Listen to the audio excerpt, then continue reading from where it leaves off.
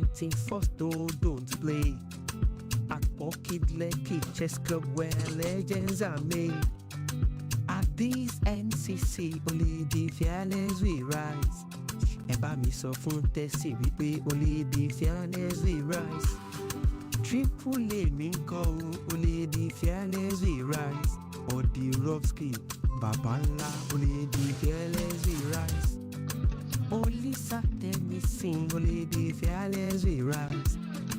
Omo ẹ̀kún kẹ́ńkọ́, only the fearless we rise. Keyi Lucky Musa, only the fearless we rise. Ẹ sọ fún Jibo àtàbíọ́lá pé only the fearless we rise. NCC 2025. Aha, okay, only the fearless we rise. Chief Will, Domuwa, aha, Ego, only the fearless we rise.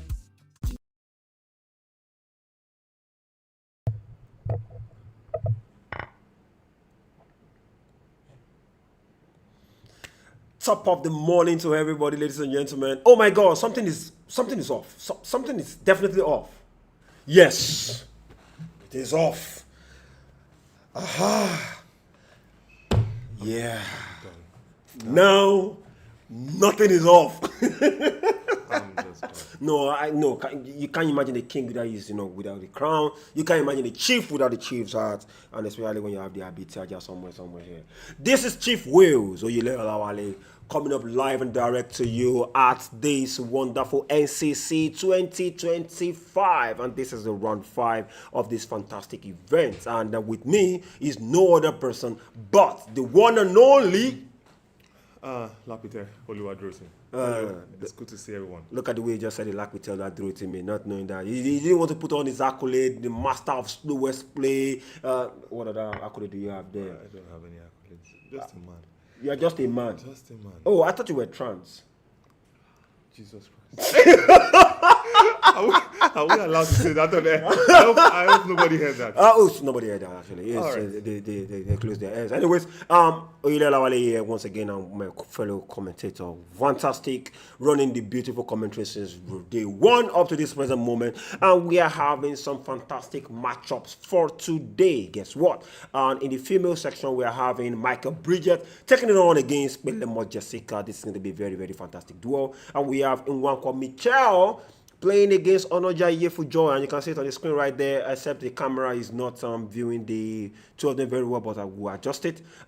Michelle is playing against Onoja. That's going to be a very, very fierce match, I believe. The former national champion in person of Quick Pen, Deborah, is playing against Abdusalam Azizat, and that is we also know as a Fabiano Caruana fan girl. I think we should tag Fabiano Caruana to watch out for this young lady. Next, we have Sulaiman Azomi that is playing against Erabo Joy Felix right now. And we have Samson Peace playing against Ajibola Yuni. Samson Peace lost a game against Tersee yesterday, and she's coming. Of course, I think Tersee has always been a nemesis right from day one. Their match is more like compared to Magnus Carlsen and Hikaru Nakamura.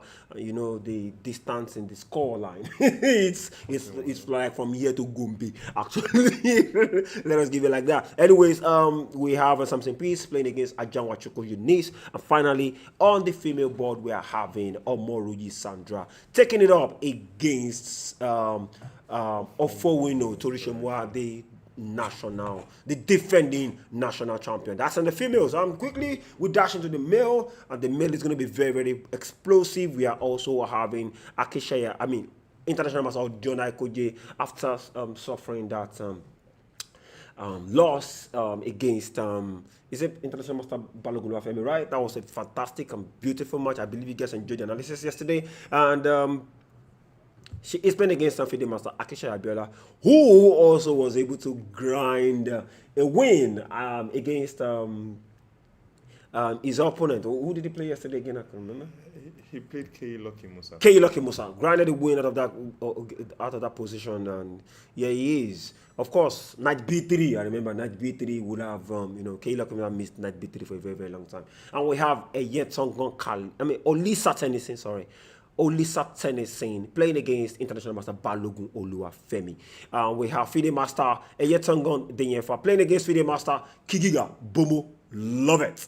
And we have Jibo himself, Olanrewaju Ajibola, aka Papa Eniko Omo, Enimo playing against Okipu Bartolomeo. And we have the defending champion, the youngest national champion in Nigeria in the open section. We have in Yuma, Tersee Ferdinand, taking it up against Ekuke Goodness. And this is the battle of the young stars, the youngest. Battle of the youngest players at the national championship. That's a beautiful setup. And now, Keiloki Musa, can he do it against no other person but the moving train? Imagine, train when they move, we don't get break. But actually, there was a compulsory break against Ajibola Olanrewaju, compulsorily, and there was a half stop against. That was the half point he was able to get against Ferdinand Tersee yesterday. But let us see if Lucky Musa has the body to take down the moving train this time around. Oh, this is going to be another interesting match. By the way, we will have to use this opportunity also to say a wonderful thank you to our sponsors, Renaissance African Energy Company, Zenith. These players are trying to play and be at their zenith. If they have it, well, I think Ajibola Olanrewaju, I know for a fact, has a Zenith bank account. Maybe that's why there are some Zenith kind of plays in his games. Yeah, it's possible. Yeah, of course. What do you expect? Zenith. They work together. And of course, Indomie noodles. I'm going for today's round. Anyways, the onion flavor, always. And Lasena water. 3 bottles of water. Bomo won his game yesterday, right? Yeah, that was Bomo. Bomo also won his game yesterday. Did he win his game yesterday? I'm trying to remember his game yesterday. Yes, he won his game yesterday evening against Tersee. Against Tersee. Yes, he won the game against Tersee, and that's last night we were talking. Last night water. I probably had to drink maybe 5 bottles to make that one happen. Because for the normal mortals, for the mere mortals, you had to take 3 bottles.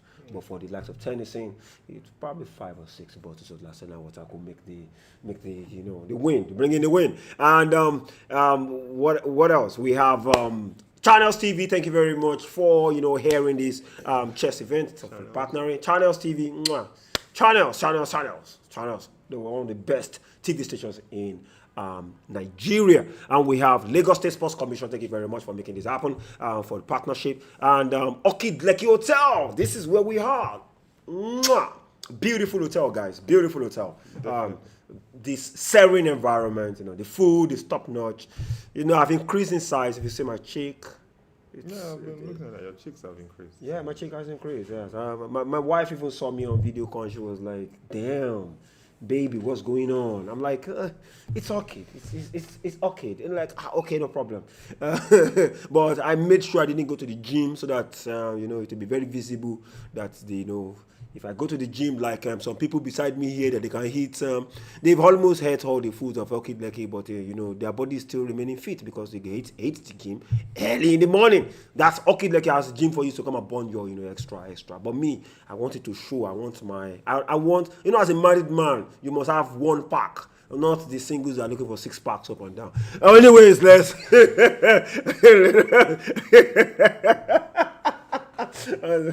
No, don't worry. When you get to that level, you understand what I'm talking about. You have to have 1 pack. Just leave the 6 packs. You know what I'm saying? 6 pack is for the likes of Damilare. Let me not mention names. Let me not mention other names. Anyways, I'm gonna be. One more thing. We are trying to get a wonderful guest into the live stream in person of Ayokomi Ajayi, who is the former CPAN president, and yes, Rondo.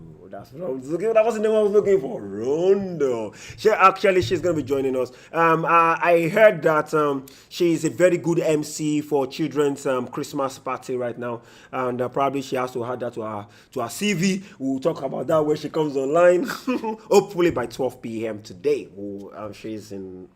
The time difference, she's in Canada and we in Nigeria. The time difference is kind of crazy, like 5 or 6 hours. So she's going to try and join the stream around 12 p.m. today. We are so hopeful. And we got word from Grandmaster Teklaf Powell, aka Yaraborin, who will be joining the live stream on Saturday in the evening from the hours of 4 to 5 p.m. We are hoping that we won't have any glitch, you won't have any emergencies. We would like to have a Grandmaster around on the live stream to, show us one or two about our Nigerian chess players. And I believe Fawole John Oyeyemi, Fawolizo, will be joining us also on the live stream on Saturday. That will be in the morning, I believe, yes. A former national champion joining us and giving us, and the things he has been doing right there at Albany Chess Center in Albany in the United States of America. That's going to be a good one. We'll have him live on the show on Saturday. Please don't. For all of guys that were on live stream yesterday, I believe you didn't miss the presence of a very wonderful personality.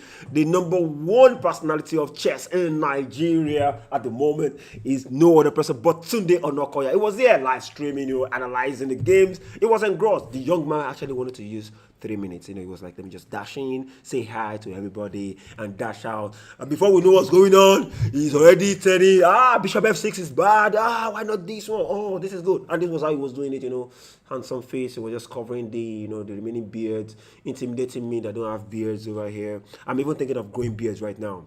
But I prefer the under 20 look that I have. I don't want to grow beards and start looking like, some people beside me here. Yeah, you said.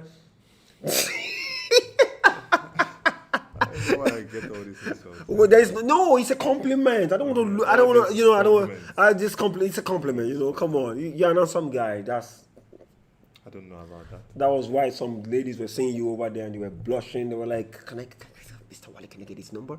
I'm like, "No, he's taken."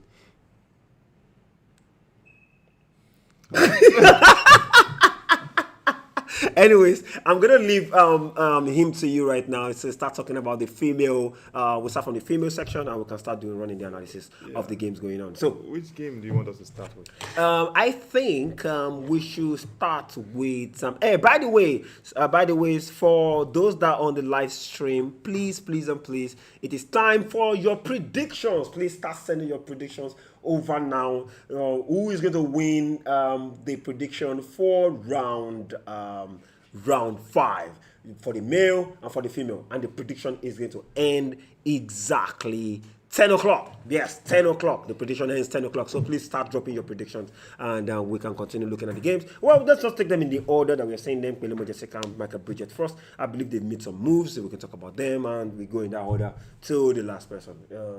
But I'm so sure the match between Michelle and Onoja is going to be explosive. And I think there is something interesting already going on in Suleiman Azumi and Erabojo and Felix Board. Yeah.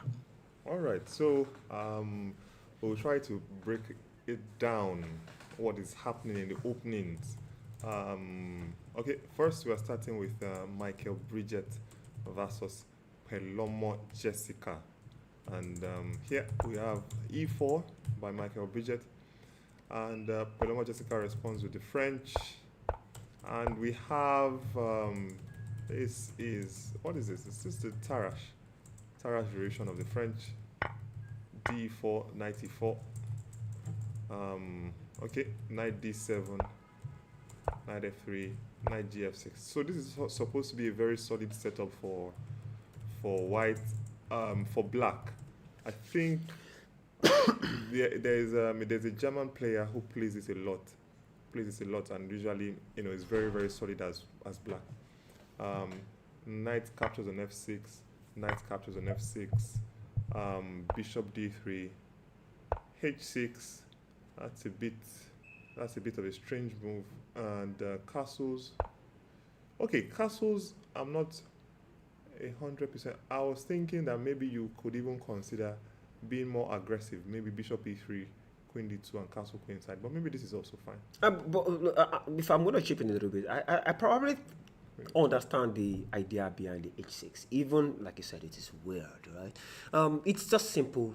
Black doesn't want the pin on the queen, but from better perspective, the pin does absolutely nothing.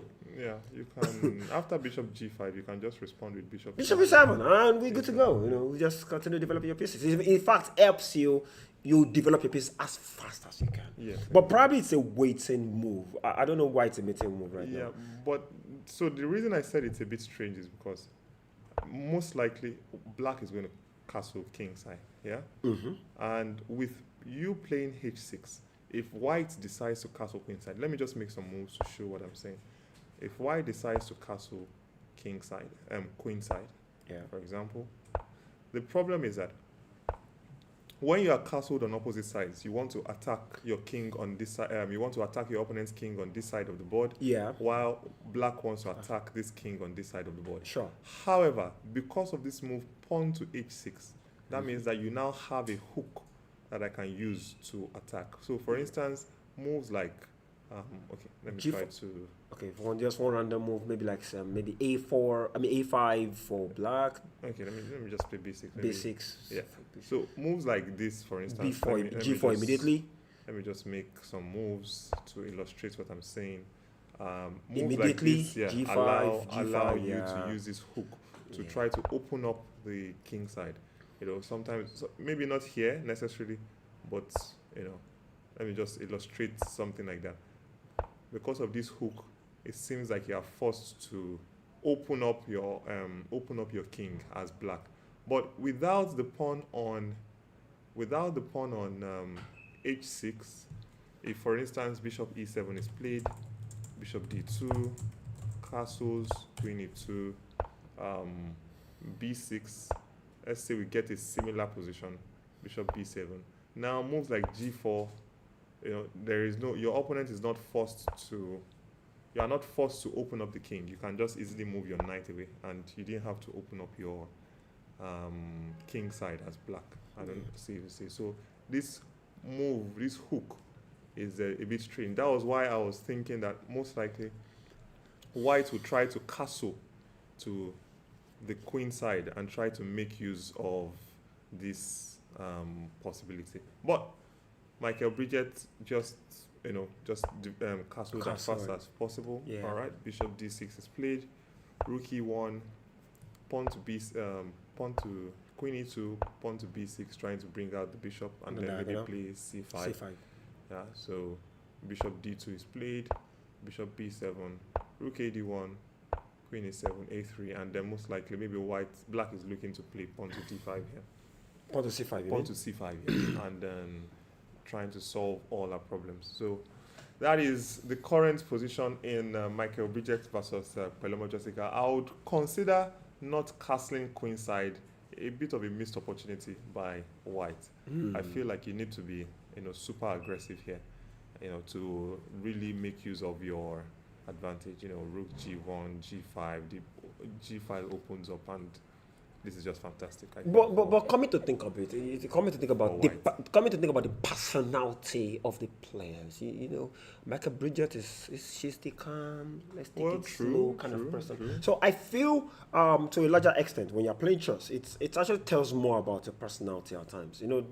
There is the let's get it over with kind of players, and there is the even when there is the action packed, they were like, no, I don't like trouble. Let's avoid this kind of trouble. Let's take it from a very controlled environment, and that I think that's where that's very true. I know. For instance, one I don't want to mention his name. I know he's a very, very, very aggressive player. So whenever I'm playing against him, sometimes the best way to continue in that position is to play play for positional gains, play for structural.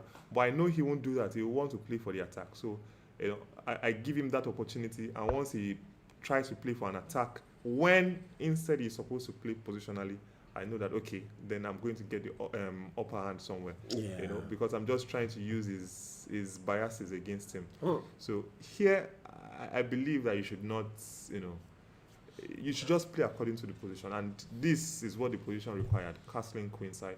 So yeah, I think he should have castled. She should have castled queen. Yeah, That's I my agree. opinion. I agree. You have to be objective with the way you, Yeah. you know, the way you perceive things. Objectivity is very, very important when you are playing chess. In fact, even in real life, you have to be objective. You don't have to put in emotions because your emotions might be wrong, and like you start missing opportunities that are staring right in front of you just because of one or two emotions. And that's exactly what happened in there. She castling king side instead of just going towards the queen side. But I find it just to mention that I find it interesting that the move C5. c5 was not played immediately because here maybe white has a slight opportunity to play the move pawn to c4, so that after c5 now you can play d5. D5 immediately, locking the bishop out for you temporarily. And pawn can't take because of The queen. the queen.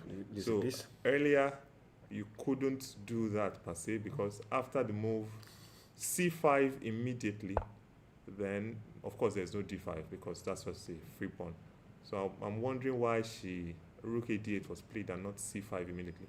But okay, I guess both moves are playable. Well, special shout out to Minerva 6699 who said something right now. Just most people play the opening on autopilot. Well, I think we've seen that.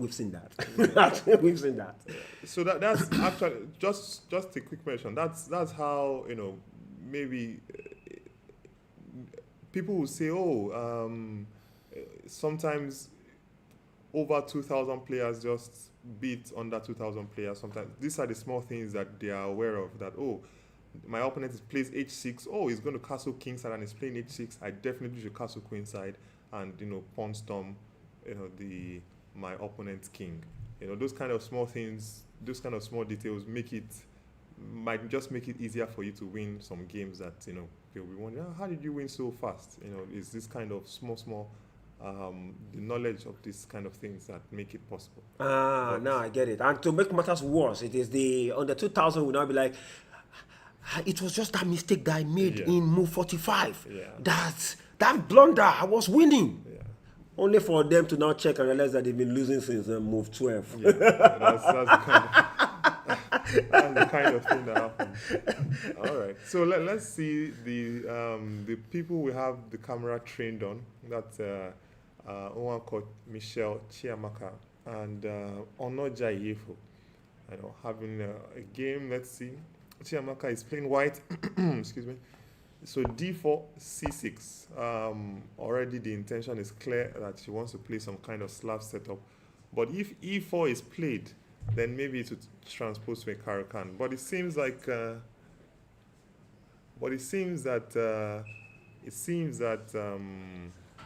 Chiamaka is mostly a d4 player, so she doesn't transpose into the Caro-Kann with e4, which could happen here. So she just went forward with the c4 played, d5, and it goes into an exchange Slav. Okay, before you continue from there, let's use this opportunity to welcome into the studio a fantastic player who was a guest.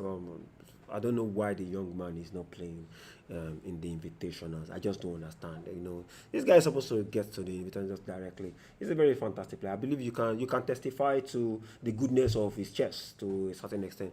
Although, if me and him sit down one-on-one, I doubt he will probably win 1 out of like 55 games. But notwithstanding, he's good, right? But let's bring it up. Ernest to the live stream. Yes.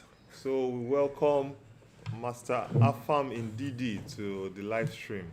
I think I first heard about him some like 2 years ago. He won one tournament in Edo, then he won another tournament. I was like, what's happening here? And I got to face him on the board, and of course it blew me away. So very strong player, very strong player. Welcome, Mr. Afam Ndidi. Yeah, thank you, Chief Wills. That's your offer. I'll take you up on that offer. I'll take you up on that offer. Don't worry. We'll meet in my dreams. No problem. So how have you been enjoying the tournament so far? Anybody that you're watching out for? Yeah, I've been following many of the games, just trying to learn how to play good chess. Yeah, well, I've been seeing some very interesting lines and all. If you don't mind revealing, are you rooting for anybody in the female section? In the female section? Yeah. Yes. If you... No, of course, everybody has their favorites. You don't want to reveal names? No. Okay. All right. I'll keep that. Okay, so we're trying to check out the game between Chiamaka. I think those are the people that we have right now on the screen. Yeah. And Onoja Iyefu Joy. So it started, let me just go back to the beginning, started as a D4 opening. I was mentioning that if E4 is played here, it can transpose into a Caracan. Yeah. But Michelle is currently a D4 player, so she just goes for the semi-Slav setup and then play the move bishop to F4. Okay, A6 is played, maybe trying to prevent anything that has ideas of knight b5. I'm not sure if this is real theory, but I believe it's playable. E3, just trying to develop the king side. E6, A3, maybe preventing the move bishop to b4. Although I'm not sure it's necessary. Yeah, I don't see the need for E3. Felt like just bishop d3. Out. Or just play so that controlling the e4 square. H3 was also something to play there. Just keep your bishop down in case. Yeah, but H3, maybe H3 can still be met by bishop D6. So maybe there's no need to hurry with like you can just develop, control the E4 square, wait for things to happen. This is also possible. Yeah, so A3 was played. I don't think bishop B4 was really a threat. I'm not really sure why they played it, but okay, A3. Bishop to D6. Michelle doesn't want to exchange the bishop, so she went to G5. Knight BD7, knight F3, castles, and after castling, let me see. Okay, bishop D3. Everything looks normal here. B5, queen E2, queen B6, and rook AC1, bishop B7. I think so there what do are you like think? a million games in this position. Do you have a million games? No, I think there are like A million games in this it's position, like yeah? very standard way of developing your pieces, especially for white. Yeah. But I don't really see. Does the queen belong on B6? Yes, that's what I was going to say. That it's somehow I feel like I like if the knights could somehow get to B6 yeah. and C4. That would so be more. The queen is the only piece looking kind of.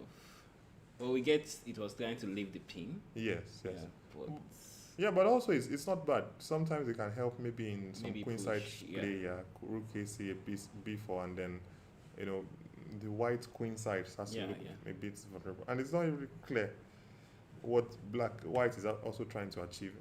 It seems like black has play on the queen side, but it's not really clear what If I was white, I would have brought the other rook. It seems this game is going to be played on the queen side. So leave the rook on A1 and then bring the other rook to C. Okay, so here you would have preferred the move to have enough pieces. Yeah, rook FC1, so that even if moves like B4 is ever played, you always get this Capture, A file then move for up. this rook. Yeah. Or maybe you won't play the pawns push yourself. Yeah. So rook AC1, it slides. Sometimes, it's one of those questions that you always ask. Which rook to which square?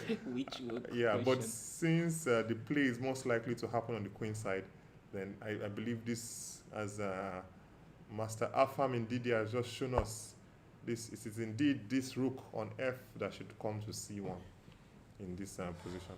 Okay, so we'll probably give it as a slightly easier position to play for black in this position. Yeah. Yeah. It seems like it's easier to find a plan with black somehow. Yeah. Than to play for white, and all these breaks don't look as easy to achieve. Okay, so let's see. WCM Quick Pen versus Abdusalam Azizat. Are you aware that Abdusalam Azizat is the Fabiano Caruana fan girl? I don't know who that is. Oh, she is. Yes, you know Fabiano Caruana fan girl? Yeah, I've seen the username. Yes, exactly. So platforms. That is the infamous or famous Abdusalam Azizat. So let's see how the game went. Quick Pen has been playing the English Open for a while, so C4, E6, G3, transferring to some kind of Catalan setup. Okay, we wait to, C6, so definitely the Catalan, a bit of a closed Catalan setup. Okay, so H6, very interesting. Very interesting. I always find that a lot of younger players, they always play A3, H3. Those Yeah, prevent those bishops. yeah, the pin. But usually the pin It is not creates- as annoying as it seems. Because Especially in this one because you've played G3. Yeah. So those anytime the bishop comes, you can just play the H6 if you still want it. for instance, let's just And even that's show gonna them. move. If bishop here, then you can now just play Yeah. H6. And when the bishop comes here, of course, the bishop is trapped. So there is nothing to be afraid of per se with this bishop coming to G5. So it's always strange when a lot of players just play H6 and Maybe spend she's preparing a tempo preventing. G5. G5. Oh no, definitely not. Hopefully not. So H6 is played. Castles, bishop to D6, knight to C3. We always have to be aware of this, but it seems like it's not dangerous right now. No. I think D times C4 can always be met by even knight D2, and you get your pawn back because B5, knight captures on B5. I think that's a bit standard in this position. So knight D2, and you get your pawn back, and the knight is very nice on C4. Yeah, you have a good center there. Yeah. Okay, so knight C3, castles, queen C2, knight BD7, E4. Captures, captures, knight captures, queen captures. And for me, the slight problem is this bishop. How do we get this bishop into the game? This is the, without creating any problems. C5 is played. C5. I didn't C5? really want C5 in that position. I think holding that center would have been more. Yeah, but maybe she has a specific idea. Stopping C5 from the opponent Because in future. yeah, but also the only thing is when you play the move C5, the knight gets the knight to D5. However, it's only the knight that becomes a good square. All the other pieces are not so good. Or if the knight goes to C5, the bishop comes to F6, and then Maybe there's no time for that. So after that, B4 is played, knight D5, bishop D2, bishop F6, all played, but pawn A4. And the big problem is that it's somehow very difficult to get this bishop into the game. That's the big problem. So, yeah, I think that white with the space advantage and A6 is played. Oof. Oof. the bishop is just getting worse. Yeah, this is not a great looking bishop. It is not a great looking bishop. White can play some waiting moves, rook A3. First of all, maybe getting out of this diagonal. No problem, just improving the rook a little bit. Rook here, maybe knight E5. Knight can even come to C4 if it's allowed. Some really, and if the bind is really strong, if somehow the bind is really strong, maybe you can even start considering A kingside. yeah, kingside play. So if I can see that the bar is not so high like for white, but it's difficult. Yeah, it's black. And practically, it's very difficult. I would be very happy if I could get this kind of position in every game I play as white. Okay, so I believe Quick Pen has a great position there against Fabiano Caruana Fangirl. Sulaiman Azumi, Aisha versus Erabo Joy Felix, E4, and it's a French. Do you play the French? No. The way you said no, it seems like you even don't like the French at all. I don't like the French. A lot of people don't like the French because of this bishop I don't on like the C8 French. and the fact that it stays passive for a long time in a lot of the variations. So bishop B4, E5, H6. So guys, this is all theory.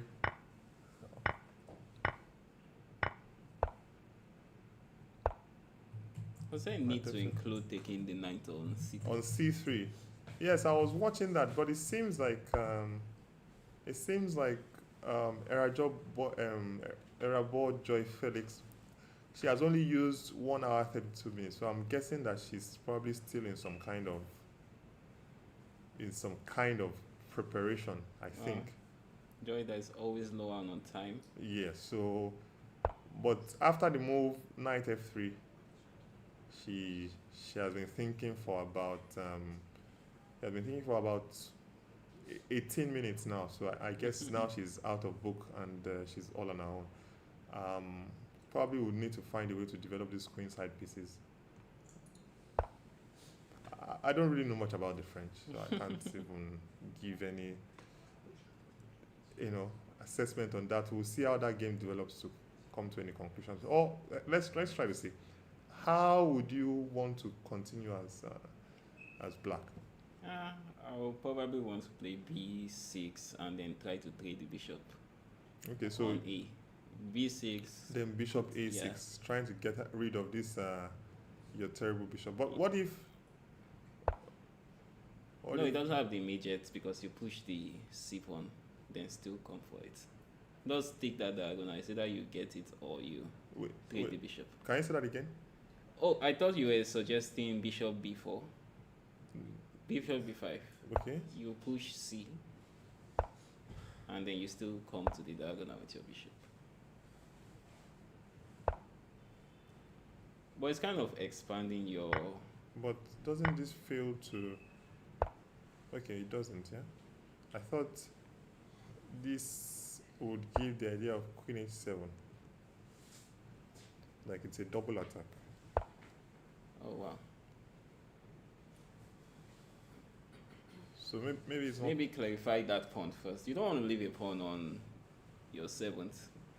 Okay, so maybe first of all to play the move. To play this move, but then maybe knight e5 comes in.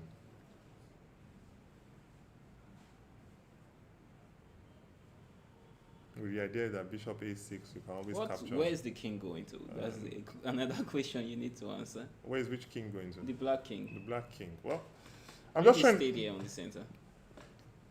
Maybe. So what would you suggest for black? Kick the knight. Go all in. Finish what you started, like with f6. Kick the knight. F6. But then there's queen h5. Then step. You have to tell me where I'm stepping. F8. F8. F8. F8, he says. Okay, check. Shield with the rook. Check. Where's the king going to now? This is... I don't think there's anything there though. Okay, let the king just come to e7. E7. E7. Maybe we'll find safety there.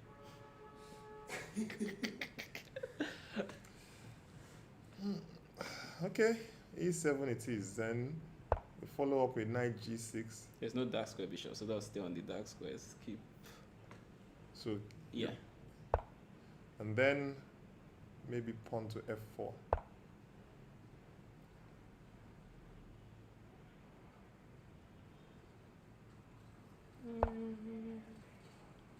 Knight to d7. Knight to d7. You need more pieces. Can't. Knight to d7, but doesn't this... Don't you get... Sorry. Isn't black in sort of trouble after this and then... And I'm guessing you're going to capture the pawn. Yeah, of course. And then castles kingside with the rooks coming into the game. And this initiative, at the very least, I would like to believe that white is better. Yeah, probably. Probably, yeah. Okay. All right. So queen f6 is the current position. I was considering this move. I thought, stabilizing the queen side, and maybe you're also getting ready to castle queen side. You don't have to hurry with anything. Just wait to see how white develops.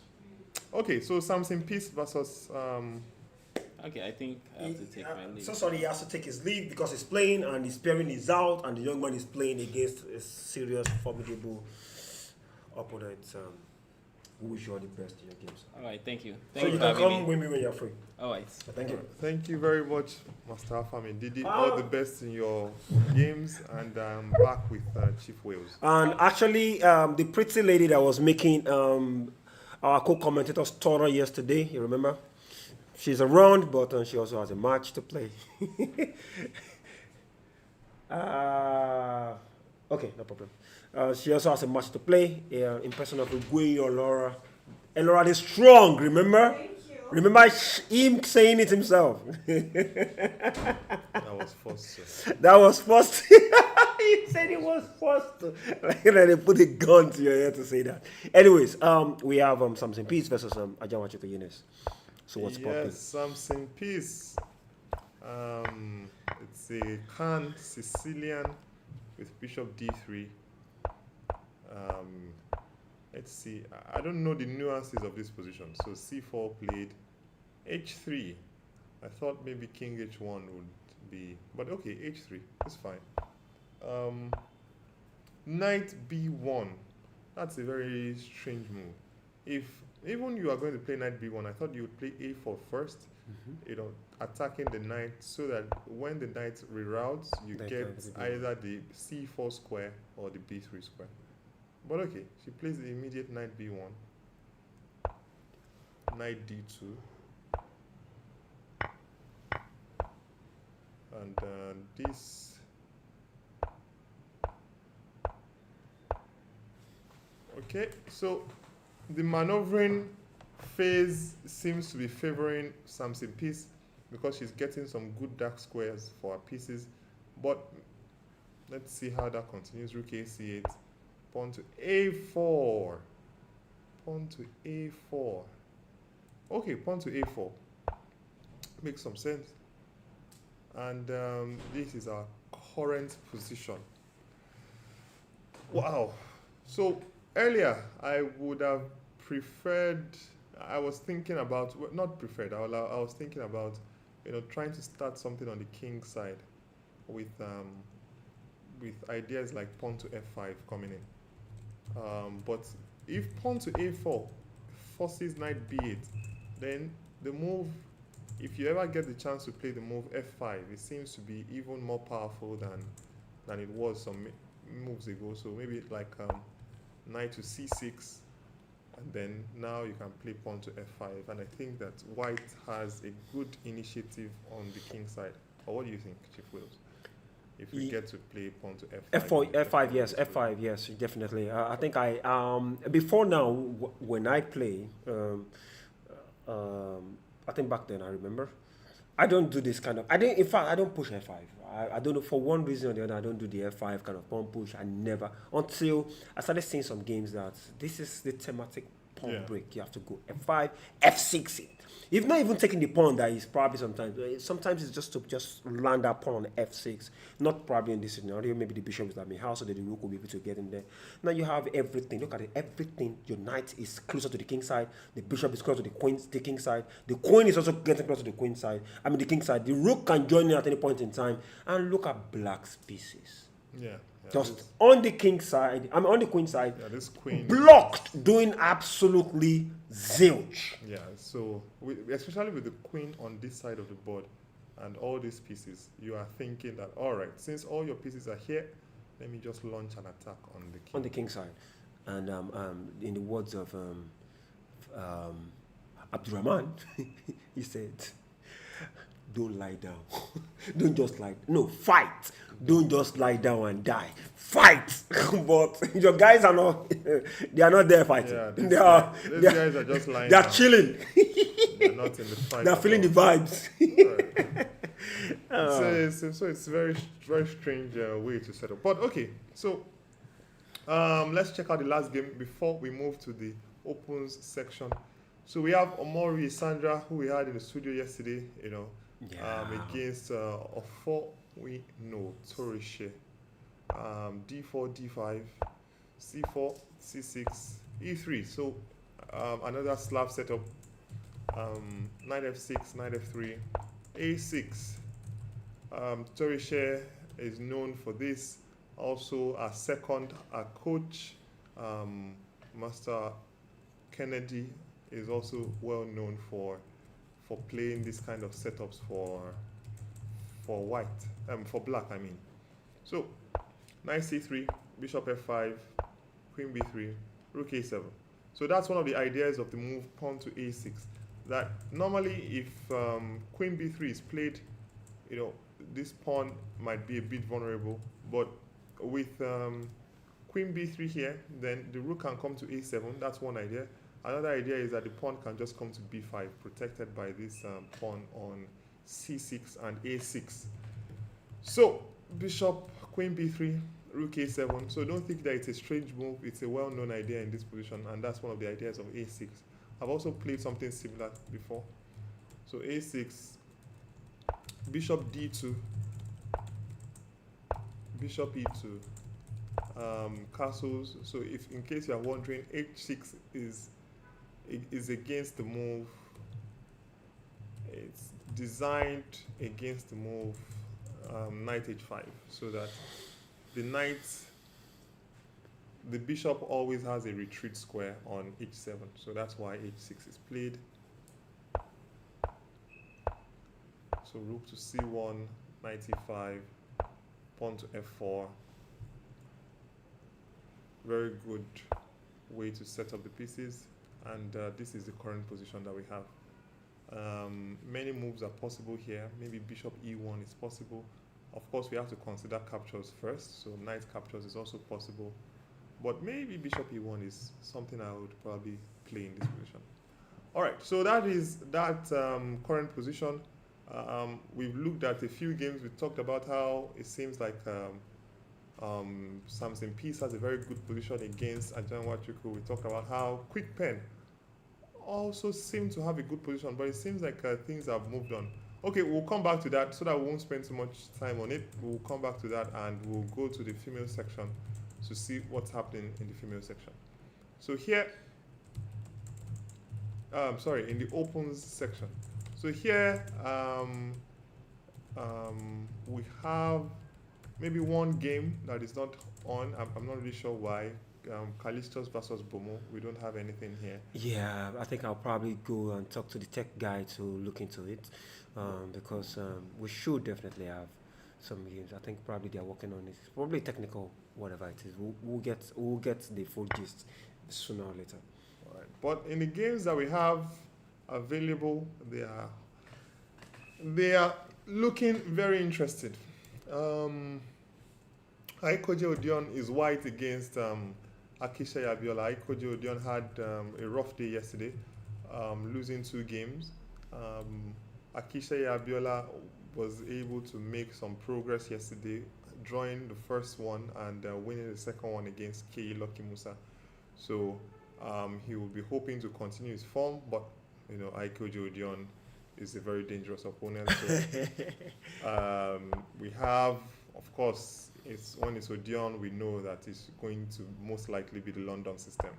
So c6, e3, bishop to f5, pawn to c4, queen b3, trying to put some pressure on the pawn on b7, queen b6, knight c3,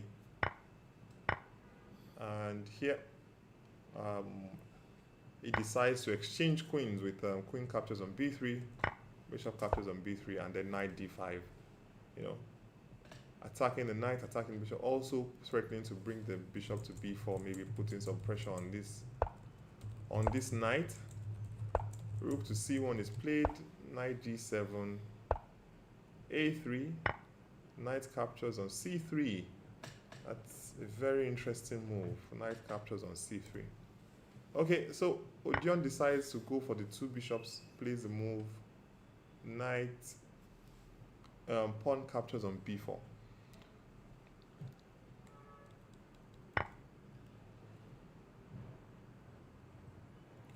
Okay. Pawn captures on b4, and now the knight has a few squares, either knight here or knight here. So Chief Wales, would you have considered the move knight to d5 here? What's happening after knight to d5? Why didn't? Seems like we are attacking a pawn. So why not knight to d5? It seems like we're attacking the pawn. Obviously, we're obviously going to c5. We are attacking the pawn. But for black to have gone knight b5, I honestly don't understand the idea behind knight going to b5, because I'm looking at the nearest or next available squares, because there's something I also learned that when you are retreating your piece, you have to go to squares where you know that you have other squares to go to the nearest feature. But if you look at it right now, knight is going back to b5, right? And the only square knight can go to after b5 is now c7, which is not safe. The other square is to go to d6, which is not also safe thanks to the bishop on g3. So I feel in this situation, going to d5 is the best possible scenario. Well, why? Because apart from the fact that you are hitting on the pawn on b4, right? If the bishop on b3 takes away the knight, then it's easy for you to just use your e-pawn to capture back. And that way also, I feel the bishop pair for white also disappears. yeah. Well, so I think there's a specific reason why knight went to b5. If the knight goes to d5, white is going to simply play the move bishop to d6. And by playing this move, it kind of paralyzes the king. The king can't castle here. It can't really go here. This bishop is really super strong, and maybe even follow it up with knight d2, threatening pawn to f4 and pawn to e4. So by playing the move knight to b5, black takes away the d6 square from the bishop. And also, one of the things that we always say about knights, they like outposts. And here on b5, what an outpost is any square where a pawn cannot chase your knight away. There is no pawn that can chase your knight away from here. Any square a pawn cannot chase your knight away is an outpost. And here, the knight on b5 is on an outpost, and it's going to be super safe. Also, very important that it stops the bishop from coming to d6. So I think that's basically the reason why black played this move, and that is the reason why white in turn played this bishop to c4 move. Wanting to remove the knight away. Yeah, wanting to remove the knight and maybe infiltrating with the bishop, also infiltrating with the rook to c7. No, like you just said, when I said knight going to d5, right? Yeah. And you were saying bishop to e7, to d6, fine, it was a very good plan idea.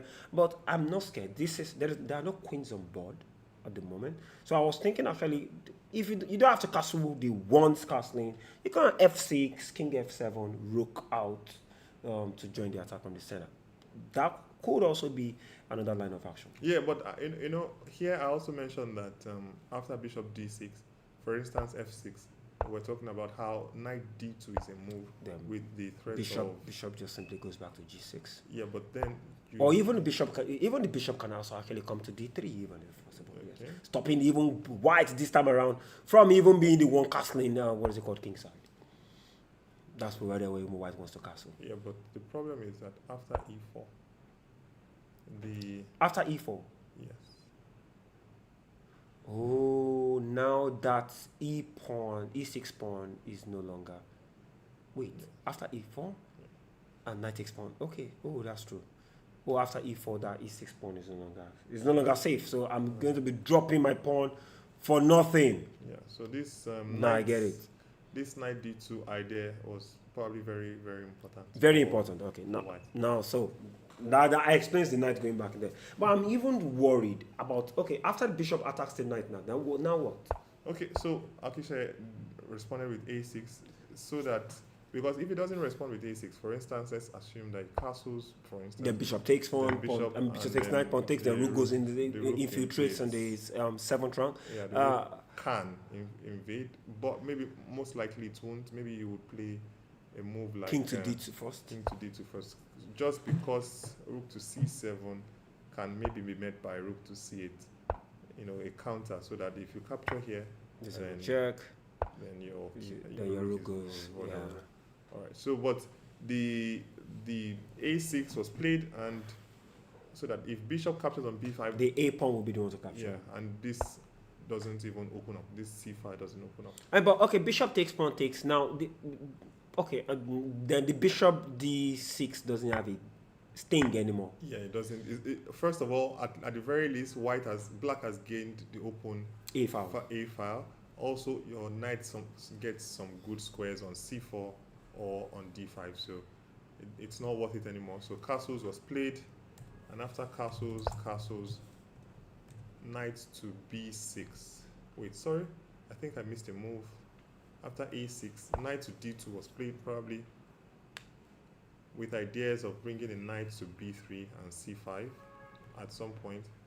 Castles was played, knight b6, rook c1, bishop g6, knight b6, threatening to go to c5, knight captures on c4, and rook to e8, so that knight c5 can always be met by maybe rook e7, protecting the rook. You can see the power of this bishop preventing you from defending it directly like this. So rook c8 was played, f3, f6 also, and then hoping to maybe get the bishop. If e4 is ever played, hoping to get the bishop into this diagonal. Okay, so an interesting strategy. I'm sorry, Matthew 117 just said, Matthew 117 in the previous position before knight b5, he said alternative knight e5 is alternative knight e5 an inaccuracy and also controls the d6 square, not considered because of bishop c2. Let's try to find. So sorry for that. The mouse is. Oh, sorry, knight e4. It means he said the alternative knight e4 an inaccuracy. So knight e4. The mouse is maybe the mouse. Like you can't click on. I don't think it is not the mouse. Oh, sorry. It's not responding. Yeah. It usually does that. Yeah, once. Yeah, I understand this. I understand it. So it is now. Probably just pulling one or two things there. Yeah. So we're talking of. No, we're in the in the open section. Okay. It wasn't from the open section. Yeah, sure. Okay, yeah. So it was saying knight. He said that's Martin Mill 117 said in the previous position before knight b5. Before knight b5. So exactly. Okay. No. After pawn takes, yes. So before knight b5. Rather, I think it mean before knight e4. Before knight e4, but there's no knight e4. I was wondering when there was knight e4. There never was any knight e4. There was no knight e4.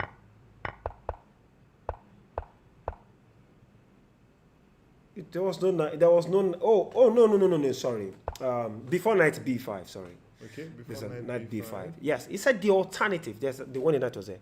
Yeah. The alternative of knight e4. Okay, knight e4. Yes, knight e4. Now we're trying to take away the bishop, and it's still covering d6. And it's also a temporary outpost.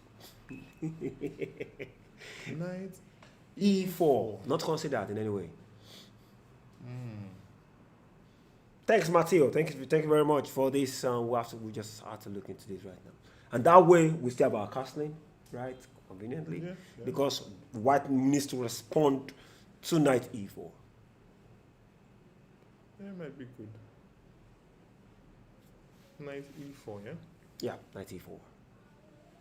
My instinct is maybe to stop you from capturing the bishop with bishop f4. And is it not? Would it be making sense looking at pawn h6? Yeah, pawn h6. Then threatening maybe even pawn to g5 and then pawn to h3, maybe pawn to h3, so that the bishop can always retreat to h2. You see, there's something I've understood about chess players. Very humble guys. And it is the humility is top notch. Imagine you telling us knight e4, and that it's a possibility, and you come back here to now tell us that you are a 1-2-50 rated player. The 1-250 rated players don't see good moves. No, 1-250 players, they see good moves. No, 1-250 player will be seeing probably knight to in that situation probably knight to e2. That's what they will be saying. Not minding the fact that the king can take the knight. But you are giving us, top GM moves, and you're saying you're 1-250. At the least, your rating should be like 2,000. The least, very least, for spotting that, Mr. Matt Mew 117. Yeah, but the way he's thinking about the way he's thinking about the position is good. Yeah. Because he mentioned that knight e4, not just stopping the knight d6, also attacking the bishop on g3. Yeah. But maybe, like we were saying, maybe bishop f4 is the move, and then moves like h6, threatening g5, can be met by h3, so that the bishop can retreat, and then maybe slowly white can find a way to play f3, e4, kicking the knight away. But first he has to move the knight somewhere first to be able to kick the knight away. So maybe knight h4, which is not looking that interesting. So he has to, and if he tries to go back knight to d2, calling for an exchange, gladly we'll take it. Yeah. So it's an option. Although I believe the move Akishaya made is still probably the better move. But I except maybe you can follow it up concretely. But it's a very nice option. Thank you for pointing that out, Matthew. All right. So let's see the live position. So this is the live position. We're talking about how knight a5 is going to be played to put pressure on this pawn, and then rook a7. It was the reply. So this is the current position. Let's quickly delve into the game between Olisa Tennyson and I am Femi Balogun. So here, Olisa starts with the move knight f3, and it goes into a Slav. So we are seeing a lot of Slav structures in these games. I'm a huge fan of this response as white. So the basic idea is, let's go back here. Let's go back here. So one of the main ideas here is that at some point when maybe the bishop moves, let's just make a move. At some point when the bishop moves, white will take on c4. Then bishop takes and then b5, and then you use the tempo to try to develop the bishop. And okay, there's a lot of theory here. White has his trumps, black has his trumps, but by playing the move b3, you are saying that, in fact, I'm going to move my bishop anytime I want, but when you finally decide to capture on c4, I'm going to capture most likely with the pawn. Yeah, and I gain some control over the center of the board. So b6 is played, bishop d3, bishop b7, castles, knight bd7, queen c2. So there are many ways to set up here. B6. So let me try to see. Usually when the bishop goes to d6, for a lot of people they put the bishop on e2, and the reason is, let me try to see if I can show you the reason. The reason is that after, for instance, knight this. Okay, let me make this move. Okay, so the difference here is, let me start with the move knight d7.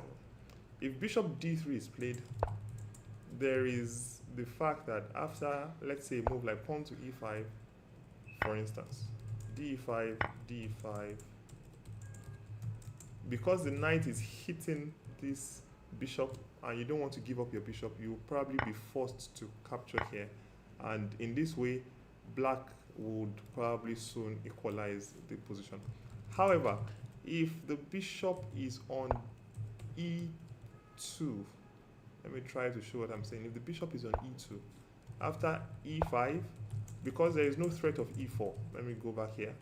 Here, after e5, there is a threat of e4. So you feel obliged to capture on this square because of this threat of e4. You feel like you have to capture here. But now with the bishop on e2, if e5 is played, you don't have to capture on e4. But let's just go knight captures, knight captures. The knight doesn't come here with tempo, so you can play the move knight captures. If the pawn captures, and then the reason why white likes this is because of this isolated pawn on d5. So this isolated pawn on d5 gives white something to play for. Isolani. Yeah. So that's basically that. But here, so there are many nuances here. Femi Balogun played the move b6 instead, keeping his options open, waiting for black to decide what he wants to do and white to decide what he wants to do, to commit the bishop somewhere. If he plays bishop to d3, maybe he will try to play for e5. Maybe he will try to play for e5. If he plays bishop to e2, maybe he'll try to play for something else. There are many nuances. I don't. It's a bit. It can be a bit confusing explaining it. So bishop b7, castles, knight bd7, queen c2, queen e7, e4, d4. All right. So I was looking at this game with the side of my eye, and I was a bit shocked when Tersee captured with the bishop. Oh. Normally, of It's course, knights. yeah, you capture with the knights. The knight captures, and then the you bishop takes. Yeah, and the bishop takes. And then what black has two options here. There is a more Knight. popular knight f6 attacking this bishop. Maybe the bishop moves, and then you're trying to play maybe c5, liberating your bishop. Remember, guys, you have to bring all your pieces into the game. Don't just let your pieces be sleeping. So that is one option. Knight captures e4, knight captures e4, bishop captures e4. f5 also is a possibility. Interestingly, with the idea of e5 and c5. c5, sorry. So that, for instance, let me just make some moves to illustrate what I'm saying. So that you have a mobile pawn center after that. So that is another option for black. But Tersee went his own way and played the move bishop captures e4. Although he has spent a bit of time, I have a feeling that this is a specific idea. It's not one I am very familiar with. So it's possible that this is one of his own preparations for Tersee. So played here probably with the idea that this knight hits the bishop. So this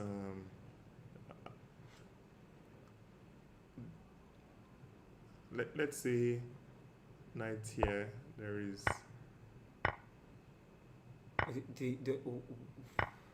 maybe the rook comes into the game very fast. But what if he doesn't take? What if he doesn't take? What if black not interested in? No, not from there. What if black's not interested in knight taking his bishop, just moving his bishop backwards? Okay, so if the bishop goes backward, probably the move pawn to c5 is idea, with the idea that this bishop is going to be locked in. Yeah, it's difficult for you to get into this diagonal. Maybe that's one of his ideas. And also, there is also the idea that knight g5 is also possible. Knight here to g5 might be possible somewhere. Threatening the fantastic knight. Well, you can't play knight f6. Maybe not yet. Let's just make a random move for maybe rook in there. Then you play d5, d5. and now knight f6. So now, no matter what happens here, knight f6 is just good. Good to go. Bishop takes. No. because of the meeting. So maybe this was why Femi Balogun played bishop to a3, trying to eliminate any active pieces that black can have, any potential attacking pieces. I know that Femi is always trying to be careful. He doesn't want anyone to attack his king, so bishop captures, queen captures, and then rook to d1. Rook d8, knight e5, rook f8, rook a d1, f4, and bishop f3. So white had a lot of chances to capture this bishop, but decided not to. And now, with the bishop on this great diagonal, putting pressure on the pawn on c6, I believe that white is the one who is better in this position, positionally. So I'll be this bishop on this diagonal and this pressure here. I'll be thinking that white is better. Any opinion on this? Oh my goodness! I think there was one kind of a mistake that we did at this topic. I'm sorry. I just needed to correct something here because I'm seeing. Give me a second. Ouch. Let me open this in a new tab and try to. I'm sorry, ladies and gentlemen. We need to correct some. Oh, I need to correct something. The title of this is not round 4. It is actually round 5. So I'm trying to see where that error came from. Just give me a second. Let me just quickly work on that. Just a second, please. Live is already live. Yes, this one. Yes, edit title. It's round 5. Thank you very much. Save. Yeah. So we're good. We're good now. So I can close this one back. I think. Yeah. I'll close it. Sorry, I had to change the title completely when I just realized that it was saying round 4 instead of saying round 5.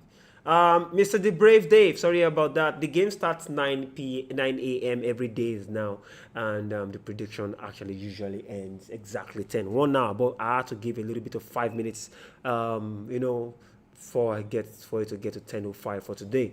So sorry about that. Now, Matthew said I was curious and put that position we discussed into Stockfish. And knight e4 was the top engine move. Even 1250s have brains sometimes. Like seriously, I just said you are not 1250. I said minimum. You can close this widget. Just close this one. Minimum. Minimum. It has to be something like 2000. I was right, and here we are. Right? Here we are. Here we are. Here we are. Here we are. Great. Once it's 11:30, I will start reaching out to wonderful guests for her to get online, all the way from Canada. It's going to be fun having her. And you guys were on the same team at the Sipan Chess League. What's the name of your team again? Team Sachs. Team Sachs. And no one actually knows how to blow the sacks out of them. But they were doing well, yeah. It was a nice team. It was a nice name for a nice team. And honestly, coming to think of it, imagine we can have that back. Not necessarily from Sipan, but imagine we having the chess league, just like the Indians are having the Marashert. I can't remember. I can't pronounce the name.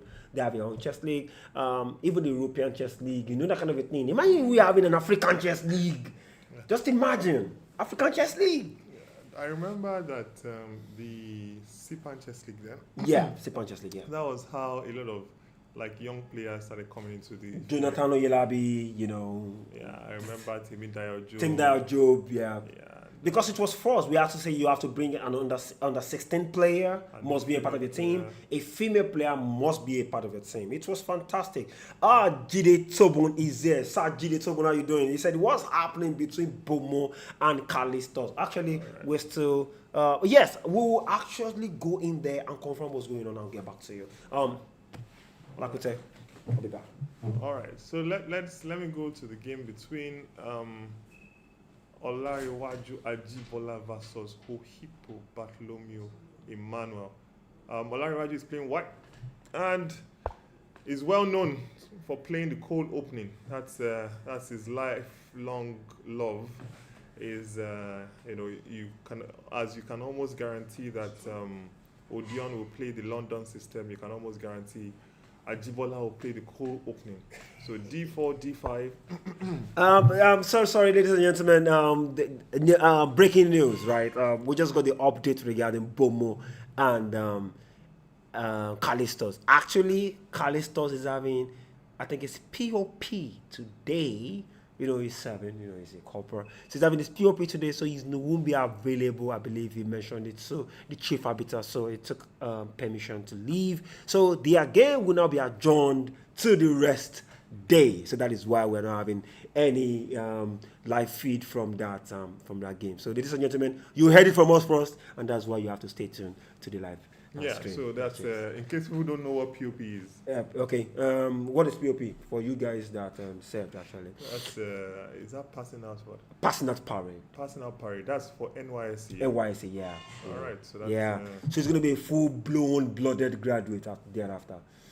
I'm ready for the we welcome him favor market. to the labor market. Favor market. They call it favor market. They say it's a labor market. I don't know Nigerians. I heard that even reminds me. Probably speaking of positivities into one's life, right? We've taken it to the extreme in Nigeria. These are the kind of gist I know some people are interested in. We've taken it to the extreme in Nigeria. And why would I say that? For example, you are not able to go to work and your boss is asking you that, why didn't you come to work yesterday? And the next thing you're telling your boss at work that, I was very strong. That was why I couldn't come. Can you try that same sentence, tell it to a white man? Like, hey, young man, why were you at work yesterday? You're like, yes, my God, it's because I was very strong. I couldn't come to work. Wait, you mean you were strong and you couldn't come to work? Just go meet the HR and get your sack letter. It's simple. I remember my sister one of those days, she just spoke to me on phone and she was like, Wale, right now, I'm very rich at the moment. I was like, wow, you are very rich. Please, auntie, just send me 50,000 naira. And she was like, Wale, you don't understand? I said, I don't understand that. I'm very, very rich. I'm like, oh my God, that 50K is too small. Make it 200K. I'll appreciate it. He was like, well, I need you low. Hey, now you are talking. It is not a course telling me exactly what your state is. You can have faith and prophesy to yourself, but you can't be telling somebody that you are rich when actually you are broke. Maybe the person that you're even telling that you are rich is looking at, he wants to even give you money in the first place. And the next thing is like, actually I'm rich at the moment. You're like, this one get money. Make a face person when you get. It's becoming, I'm saying it's becoming a standard. You want to say positivity to yourself, but in the limelight, for someone that might not understand what you're talking about, you're already painting something that you are not. But in sports, I understand what you have said, but in sports psychology, they always say you should. I understand that you said we should say it to ourselves. Like in sports psychology, they always say speak positivity. So like when you're playing, you say, okay, I got this. I have this shot. I'm going to make this shot. I have a, I'm going to play well. You keep on saying those. That's to yourself. You just to yourself. I don't know if you understand. To yourself. You're like, yes, this is it. It's to boost your confidence to a larger extent. But this is a state. You are broke. You don't have money to eat. And now you are calling me and say, guy, how far now? Guy, I'm very rich at the moment. Why are you calling me? Okay, I better give me money. I don't know if you get the difference. So this is what I'm saying, I don't know. It's when you are saying that you are 1,250. No, you are not 1,250. Yeah. The man is 2,000. He's super strong. He's super strong. Like 94. 94, and engine is even accepting it. So please don't be telling us you're 1,250. We know your current state. You are 2,000. So let's maintain that.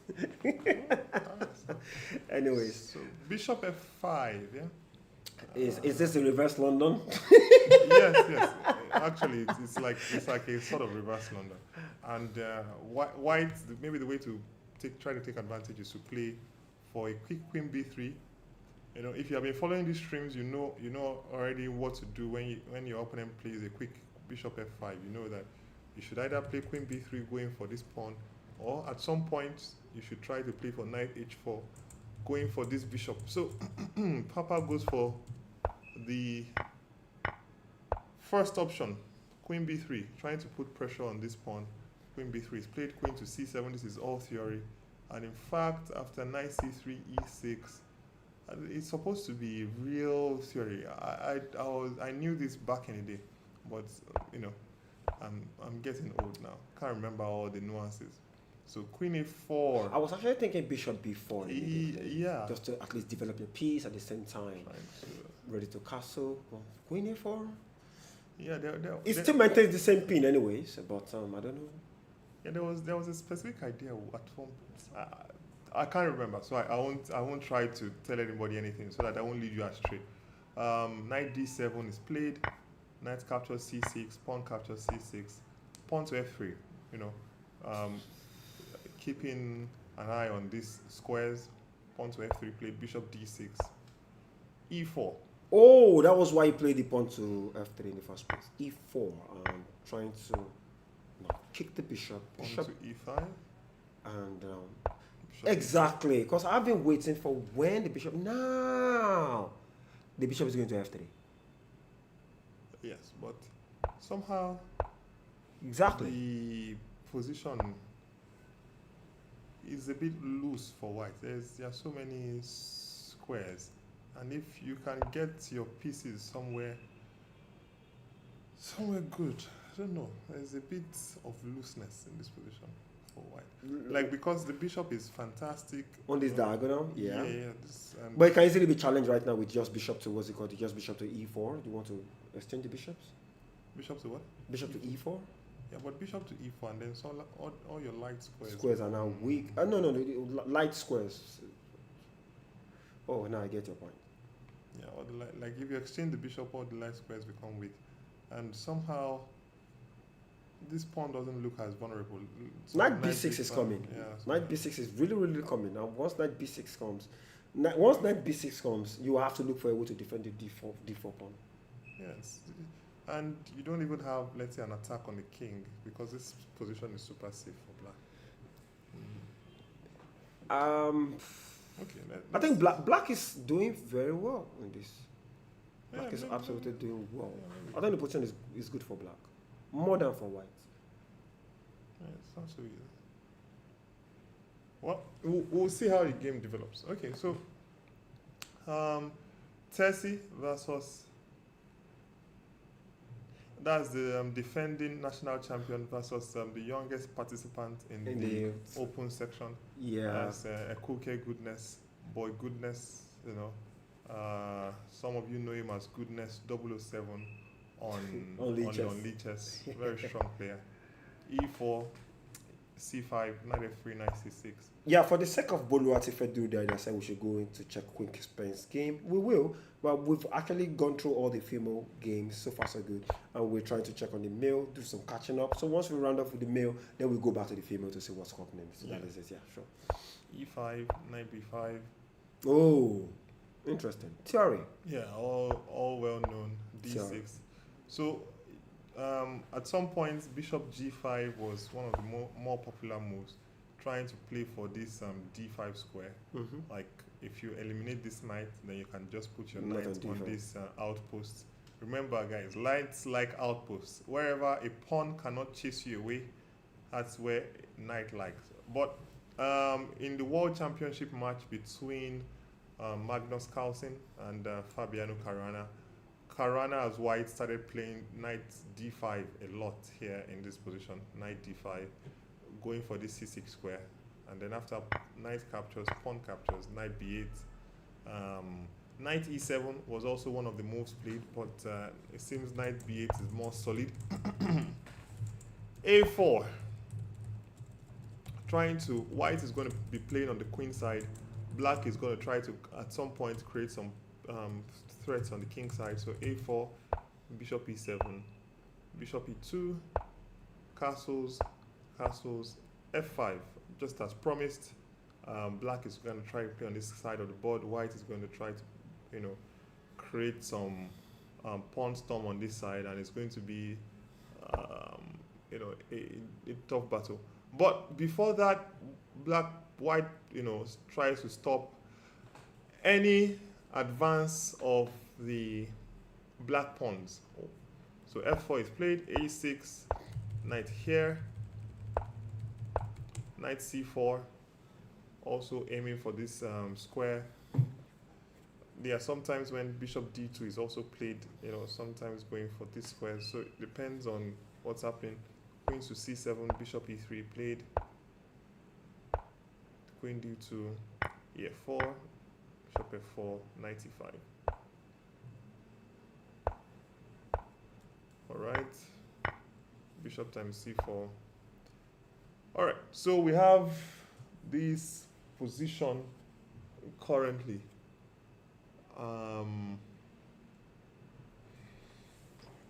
So b6 played. I believe one of the ideas was to stop.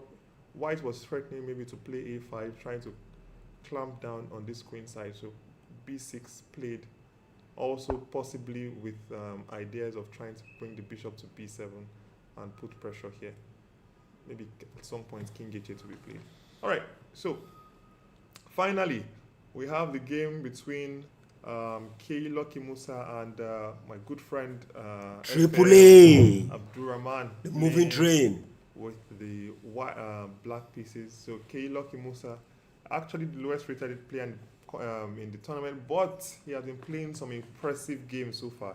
Yesterday he showed some really nice ideas in the French defense against Ajibola, but at a very critical moment in the middle game, where probably he had the chance to really put a lot of pressure on Akishe. He made a few mistakes and somehow lost the game. So he has been showing really interesting, impressive preparation so far. That's K. Lucky Musa. I think you should check out his games. You know, people might say, oh, he's the lowest rated player, this, that, but he has been really impressive so far. His game against Ajibola Olanrewaju, I think that was round 2. Yep, round 2. Round 2 was very impressive. Very impressive. Yeah, so d4, nf6, bishop f4, playing for the London system, c5, e3, and you know, this is one of the main lines of the London, knight bd2, e6, c3, cd4, ed4, and knight h5. We want to remove that bishop. We just want to remove that bishop when it comes to the London bishop. I think the first time I saw this idea with knight h5, specifically in this position, was a game between Anish Giri was playing the white pieces and Wesley So was playing with the black pieces. And I think Wesley So was able to win that game. Bishop g5, pawn to f6, bishop went back to f3, and then, you know, we had this kind of position. Knight f4, castles, c4. Actually, these positions are very complicated. The structure is non-standard. You know, sometimes it's not clear which plan to play for, how to get this bishop into the game. There are so many things happening. Queen e8 played by Abdurrahman, probably trying to get the queen to g6, trying to put some pressure on the king side. Queen e8. g3 played, preempting that. Trying to chase the knight away. g5. That is. Oh boy. That is the beginning of you know, insanity. g5. Oh, did you just say insanity? Yeah, it's crazy. After spending about 22 minutes on the position, he played the move g5.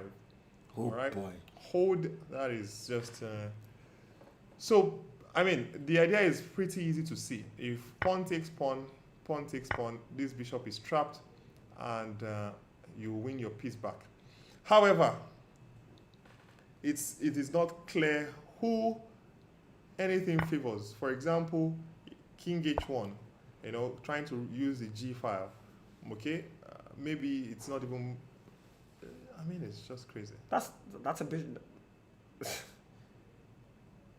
It's maybe it favors white, maybe it favors black. It's like you need to spend, as you can see, the player in the hall, you know, who is having the position had to spend about 20 minutes. So it shows you how deep, how complicated, and the position is. So let me see how many minutes this K. Lucky Musa spent in turn. So knight b3 also spending about 11 minutes. You know, shows how complicated this is. So with the idea that if gf4 now gf4, now the bishop can just easily have an escape route for itself. So probably the knight is going to go somewhere. Knight h3 was played, king g2, and queen h5, trying to continue to put pressure on black's king. Also, at some point, probably is thinking about e5, trying to get the bishop into the game. Okay, c5 is played. bishop to c7, keeping this diagonal. I would have actually liked for white to keep the tension in the center. I think that keeping the tension in the center makes it a little bit more difficult it makes it a little bit more difficult for black to maybe create an attack. But also, maybe c5 was played with the idea that, okay, you know what, I'm going with the tempo, but I want to quickly get my bishop back to my king side. Actually, so this is what he played next, bishop e2. Trying to get the bishop to, okay, to back to the king side. Queen h6 was played, knight e2, knight g1, and very nice. So slowly, Keiloki Musa is trying to extinguish the fire of any attack on his king, just methodically exchanging pieces little by little. So knight captures here, king captures, and the move bishop d7 was played. Pawn to f4, and this is the current position. I think this is probably one of the most complicated games of the round, of this round. Yesterday, on the first day, I think the most complicated game was the game between Bartholomew, Ohipo Bartholomew versus Aikoje Odion playing, in round 2. That was one of the most complicated games. And yesterday, we had another complicated game. Was, I think, the game between Keiloki Musa playing black versus Akishayi Abiola. That was a very complicated French. Now, this one also has a lot of twists and turns. There are some positions where you don't know what the right plan is. Okay, what should I play in this position? What's the right plan? How should I go about it? So this seems like one of those positions. We've had some moves. Pawn captures an f4, bishop captures an f4, bishop captures an f4. I'm guessing we're going to see maybe rook captures on f4. Is e5 a move? e5 doesn't seem to be a move. For instance, e5, then the pawn on d5 seems, wait a minute. Yes, the pawn on d5 seems to be hanging, because bishop e6 stays. Rook captures check, rook captures check, and maybe queen to e4.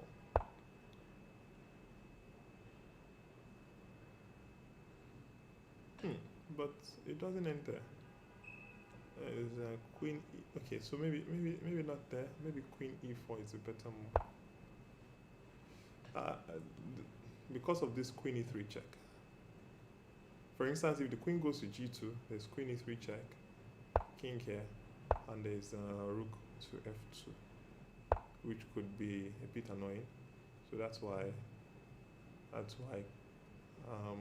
maybe queen e4 check is maybe queen e4 is a better move. Bishop f5, there's queen c4. If the king moves, then you can just move your queen to a good safe square, get your rook into the game. So that, I think, is why e5 is not possible, but most likely we're going to see rook times f4. Yes, most likely we're going to see rook times f4.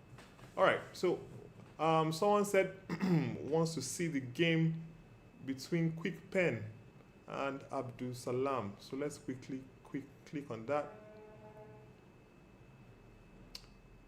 We last left it around this point, and we were full of praise for Quick Pen for playing the move pawn to c5, which at first looks like, oh, you're giving up the d5 square, but you gain a lot of things in return for giving up the d5 square. Your pieces develop fast, and then you get this, expansion on the queen side. b4. And I remember here I was saying that maybe we should start considering moves like rook a3, playing it very slowly. Rook a3, at some point playing knight e5, playing pawn to f4, maybe even playing g4 and g5 and all those kind of things. Maybe the rook sliding over to the g3 square. So I was really looking forward to seeing a move like rook a3 or knight e5. But Quick Pen tries to create something on the queen side, plays the move. B5. I wonder if that's a bit, if it has been hurried. Maybe it wasn't necessary to, because long term, this bishop on C8 is not yet in the game. That's why I'm trying as much as possible that, okay, since this bishop is not in the game, this rook is not in the game, let me try to see if I can make some progress by playing the move rook a3, knight e5, f4, g5, g4. But okay, it's fine. b5 is played, pawn captures on b5, pawn captures on b5, at least trying to make sure that I exchange this passive rook. Bishop d7, a6, queen a7, and then rook a7 is played. Rook captures on a7, pawn captures on a7, and then rook a8. So rook a1, knight c7, trying to get the knight to the b5 square. Bishop f4, knight to b5, bishop a7, bishop b8, protecting the bishop through this square. That's a very interesting way to play. Knight times d4, knight times d4, bishop times d4. So b1, and wow. We have this as the current position. So white is a pawn down, but has a lot of has a little bit of a bind with this pawn on a7 really clamping down. Like of course it has to be, you have to keep on watching this pawn, but black is also fighting, trying to play e5, trying to get the bishop into the game at some point in time. Also maybe this bishop is maybe even fantastic here, just holding this. I'm trying to see the moves I would consider here. Maybe h5, h4. h5, h4. Maybe also queen e6, trying to exchange queens. If the queens can be exchanged, then maybe you can try to get your king into the game to help defend the king side, the queen side, sorry. So yeah, queen e6 probably is the idea of pawn to e5. So this looks very interesting. The last time we were looking at this, it seemed like Samson piece was much better in that position, much better, with ideas of knight d4, with ideas of knight to d4, and playing for a king side attack. But she went the wrong way, going with the knight to a5. That's such a strange move, considering that this bishop is so passive. This bishop is so passive. You know, wow, that's a very strange move. That's one of the strangest moves I've ever seen. Knight captures. Okay. Yeah, very strange move, because bishop b5 is not really winning a pawn because of the move queen captures on c2, and by doing this,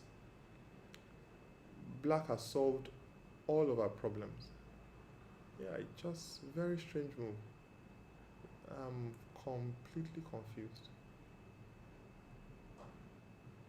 So sometimes when I tell my students, I say, you know, a knight is 3 points, a bishop is 3 points. That's true.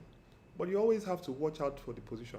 In this position, if you get your knight to d4, for instance, you will see that the knight is so much stronger than the bishop. The bishop here looks like a pawn. You know, it's blocked in by its own pawns on b5 and on c6. While this knight, you know, I've told you a lot, knights like outposts. So this knight, you know, sits really well on this square, and it helps in getting us a king side attack with the moves like pawn to f5. So, you know, this would have been very dangerous for black. Black would have been in a lot of trouble trying to find a way to save his position. And also, even the knight on d4, you are also threatening to take the pawn. Although I probably would not take the, win a pawn, because I want to use these pieces for the attack on the king side, with f5. But at least it also threatens that. But the move knight to a5,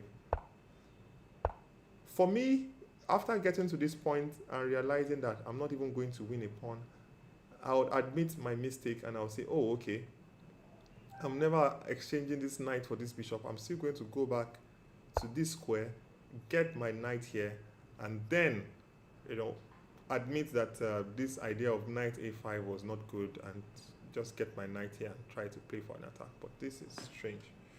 Okay, I mean, this is the current position that we have. Rook a7, bishop c6, bishop captures on c6.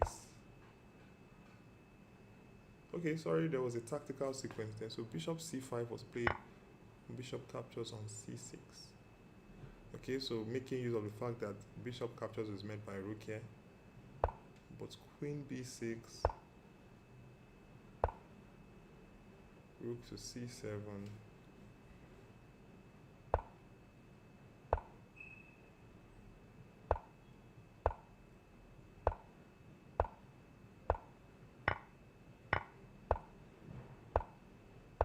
Okay, and the knight is getting into,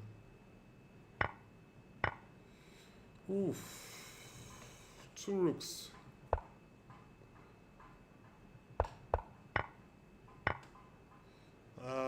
This was a blunder. Queen to c2, and it turns out that there is nowhere for the bishop to go. And now it seems black is much better. Knight e4, and there will be some pressure on this queen side. Okay, we have some interesting games going on. Let's check back on the open section. Let's see if any progress has been made. We last left this year, rook captures and f4 was played. Knight e7, trying to reroute the knight to a better square. Bishop d3. Okay, protecting the pawn, and now e5 is played. Okay, so this is the current position. So knight e7 and e5. Okay, so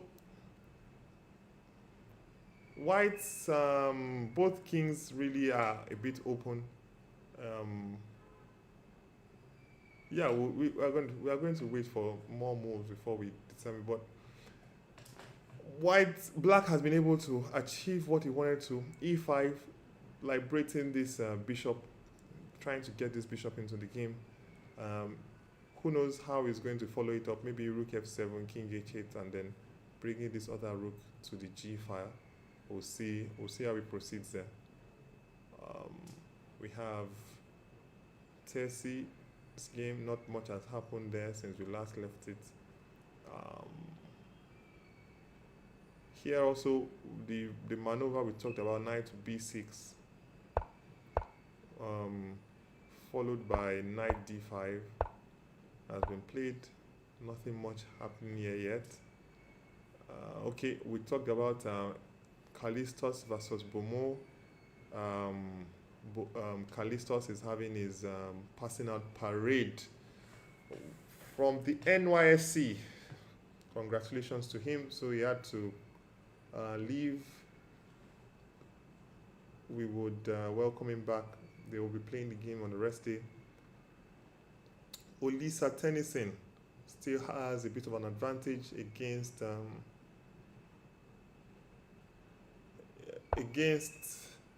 Femi Balogun. We were talking about how probably at some point in time Femi should really have considered capturing the knight, because suddenly keeping the knight, capturing the bishop, but keeping this bishop in the game, the bishop quickly went to the f3 square, and now it puts a lot of pressure on this diagonal. So queen to f8,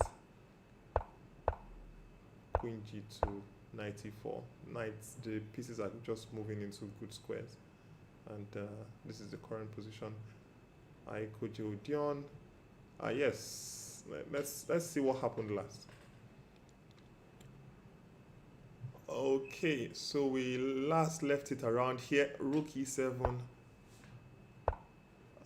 Trying to bring the rooks into the game. Rook came to d8. Rook ed1. Rook d7. Putting pressure on this. Maybe threatening at some point that I'm going to try to, as much as possible, play the move pawn to e5. Nice c4 played. Rook d7. So maybe pawn to e5 is not possible right now because of knight b6. The rook has to move somewhere, and then you can easily just safely take the pawn. So knight c4, rook e8, king f2, improving his king. Bishop f7, king e1, improving the king. h6, rook d2. So this is a maneuvering game. It's just both sides trying to slowly improve their pieces.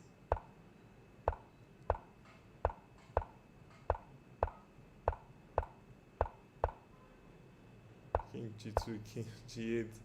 Akishaya is just moving back and forth with his king, saying, all right, I can't see any way for you to really improve your position, so I'm going to wait for you to try to break, make a move and create a weakness.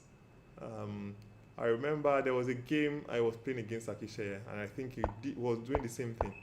I was trying to improve my pieces slowly, and he just kept on moving his king back and forth, waiting for me to make, commit to a plan. So, okay, let me try to see if there is anything in the chat that I can, as a London player, this is a position white should never thread. Which position? If you are talking about the Odeon's position, or are you talking about any other one? If it's the Odeon's position looks really good. It looks like he has pressure against Akishaya. If you must create light square weaknesses, you must keep your bishop by all means. Okay, understanding the motives of the opening with the basic principle is far more than just learning openings. Yeah. What's this variation called? Can we see the quick pen game? Yeah. We I think we. Okay, that was before. Okay, it seems like something has happened on the. All right, maybe we would have Eunice in the studio, because it seems the game has ended after knight to e4 was played. Queen to d3. Piece was trying to attack this pawn and maybe look for some counterplay, but rook h1 came, and rook h1 is just terrible. Knight f2, and it's a fork. Always learn your tactics, guys. King g1 and knight d3, and black is 2 pieces up, and Samson Peace resigned in this position. Yes, she had such a wonderful position, but I think a few tactical blunders, and that's how she got into trouble. Maybe the queen to c2 was the last blunder. I know. I was saying it some time ago that blunders come in pairs. Now, once you make one blunder, it's more likely that you are going to make another blunder, because it's so difficult to calm yourself down after you make one blunder. Your mind is just not there anymore. You are thinking, how could I have made this move? How did I do this? And then most likely your next move would also turn out to be not the best. So that's once you make a blunder in chess. For me personally, when I make a blunder, I just spend like 2 minutes. If it's a classical game, I just spend like 2 minutes, breathing in, breathing out. I remember Novak Djokovic, who is supposed to be one of the greatest tennis players of all time. You know, he talked about it that how is it possible that a lot of times when you are down in sets, you are able to bounce back, and it talks about how he's consciously trying to breathe, trying to calm down, saying that all right, that has happened, just focus on the next, point, focus on the next move. In chess, that's what we'll say. Focus on the next move. Okay, you have made the blunder. Just focus on the next move, and you should be good. All right. So, congratulations to Ajawa Choko Eunice. Samson Peace would not be happy about that. She'll probably be looking forward to the rest day to try to reset and get back on track. We might quickly do a quick recap of the games at the end, so probably we'll talk about more where she had some chances and where it started to go wrong. All right. Okay, so I can see someone saying that it's the AAA and Musa position. Oh, okay. Yeah. So to be honest, I mean, this game became more than a London. It turned out to be a very big tactical battle and strategic battle, and also the pawn structure is not defined. This is one of the kind of positions I like to play, where it's not really clear. It's not easy to know where your pieces belong. For instance,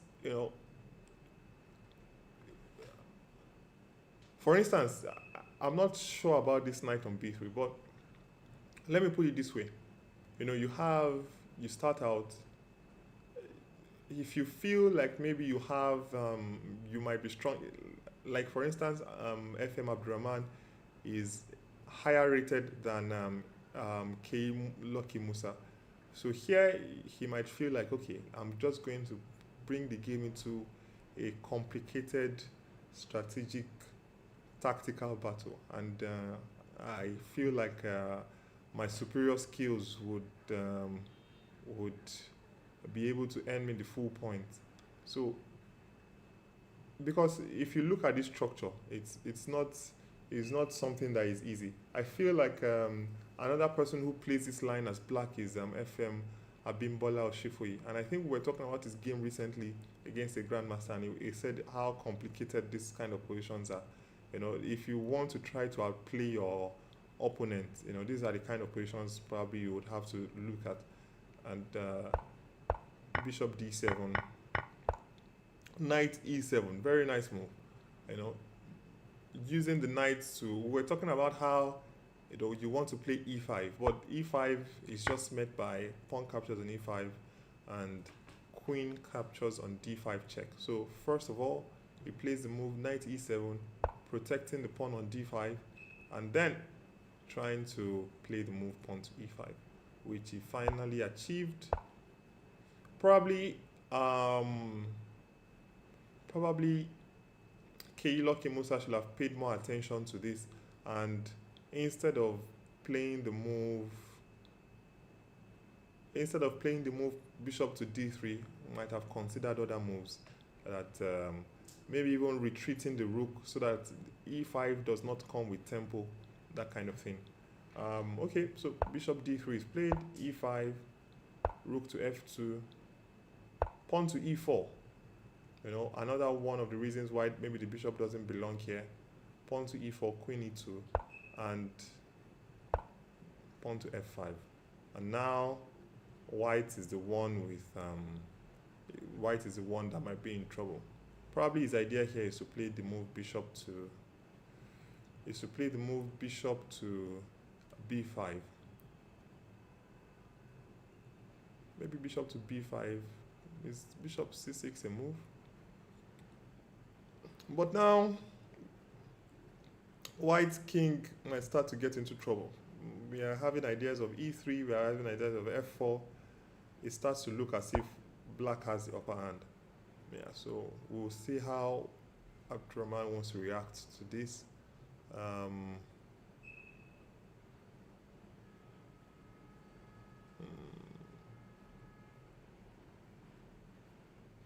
The move bishop c6 looks tempting. Looks tempting, so that if bishop captures, pawn can just capture. And then the pawns are solid. And then, you know, we always have ideas of first bringing this rook into the game and playing moves like pawn to f4. Or maybe first getting the knight to g6 and playing pawn to f4. I believe black has a better position there.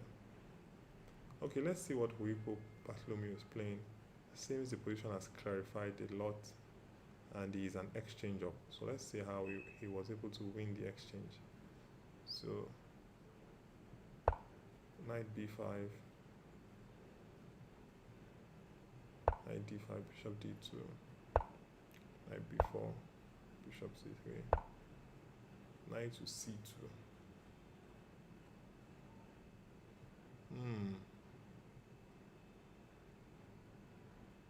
Knight d5.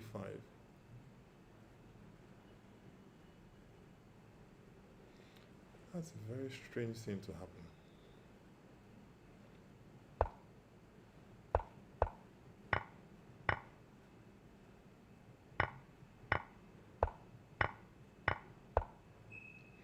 So the reason I'm a bit confused here is that, and in this position,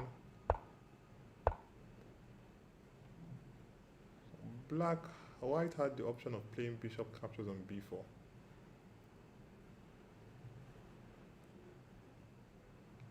And by doing that, you make sure that you don't lose the exchange. It's possible that black will have a slightly better position, at least you don't lose the exchange. But by playing bishop to c3, knight to c2 just simply gives up the exchange. That's a very strange way. I'm not sure what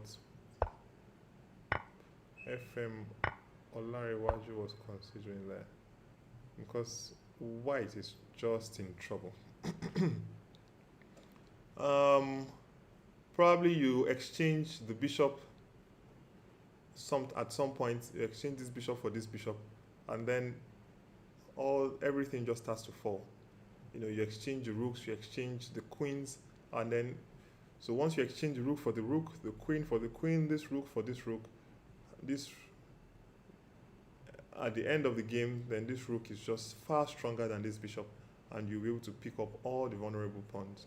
So we are expecting that, and there is no easy way for black to create any kind of play against the black king. So we are expecting that, barring anything out of the ordinary, that Ohipo is going to win this game.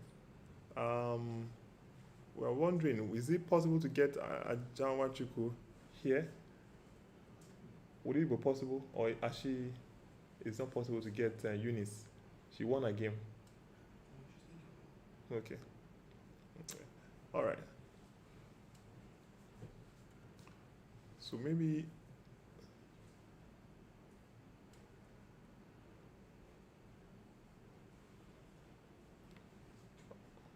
all right, let's see.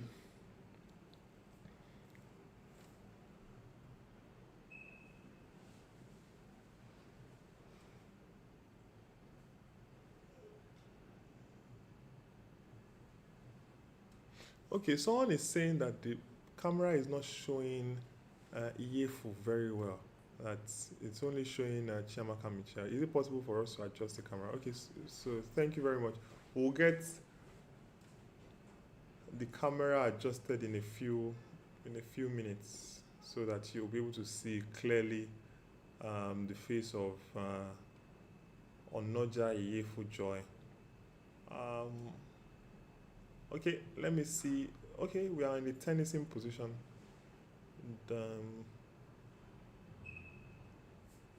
Let's see. So here we last left it G4, knight E8, Queen G2, trying to put pressure on this diagonal. Not necessarily trying to capture the pawn, but just putting pressure on this diagonal, and the pawn with Queen G2, Queen B4, knight E4, and now F6 is played. Oof, F6 is played. How do you respond to F6? knight d3.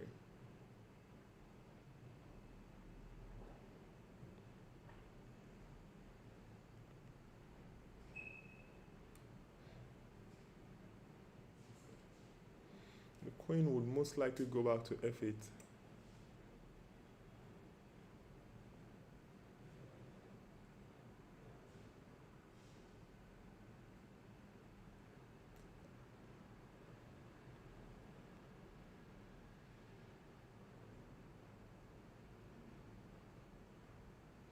I'm trying to find, let's say queen f8 is played. I'm trying to find a way to make some progress on this side.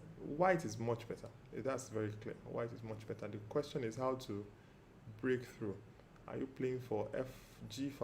Are you playing for f5? Are you playing for h4, h5? Or are you trying to just slowly pile up and put pressure on your opponent? Or maybe even knight f3 playing for f5. There are so many ideas here, and you want to try to find which one gives you the most.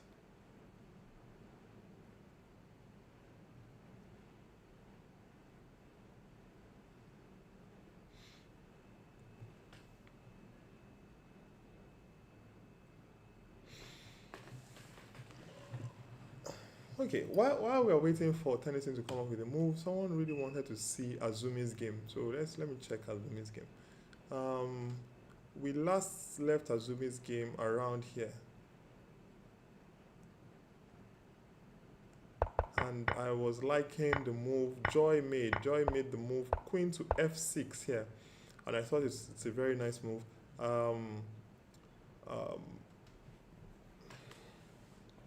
Afam Indidi also was interested in trying to exchange this bishop, but at that moment he was not working tactically. But h4, gh4, gh4, h4, gh4. Okay. Queen times g7. Okay, trying to challenge this knight on e5, making sure that you exchange off pieces. Rook e7, queen f8, knight captures. Okay, so queen g5, all very standard. Now we have to try to find a way to get this bishop into the game.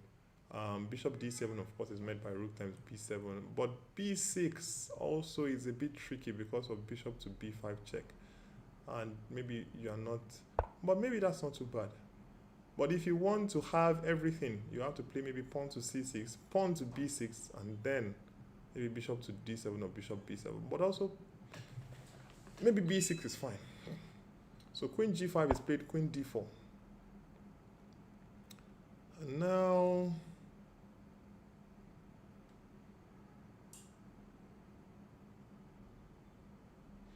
yeah, you have to find a way to develop this this queen side. You have to find a way to develop this queen side. Pawn to b6, bishop to b5 check, bishop to d7.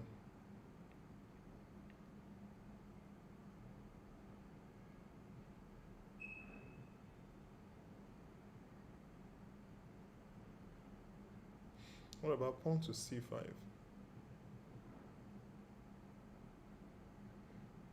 Attacking this.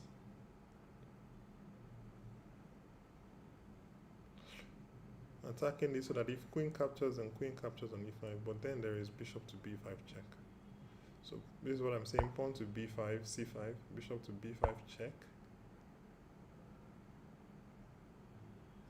King can't go here because it will capture with check. So king moves to, there's bishop to d7, but maybe king moves to d8.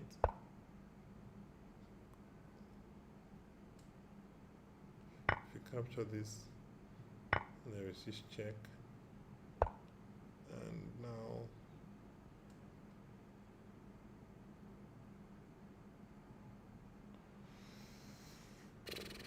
Not easy. Not easy. Maybe not c5. Maybe not c5. I hope those people who are asking for a better angle are happy with what has happened. I hope you are getting to see the face of EA for now. All right. There is also a move probably I should also mention. That's the move pawn to f6.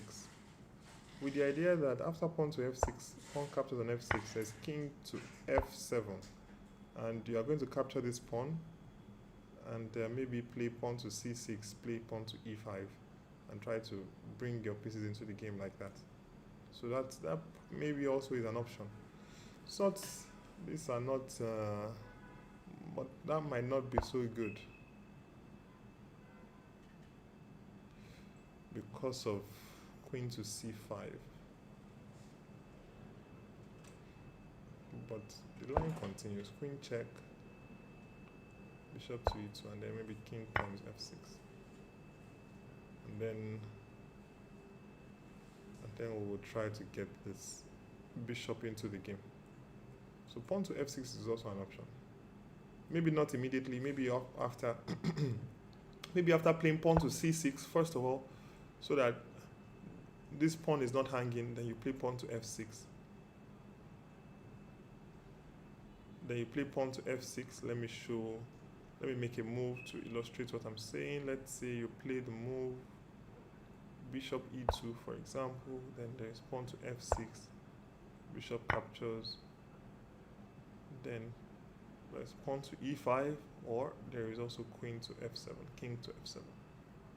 So you have pawn to e5. And then we are going to try to develop our queen side, maybe a5, maybe a5, maybe a4, maybe a3, and then bring in the rook via this square. So many possibilities. So many possibilities. So many possibilities. Luckily, I am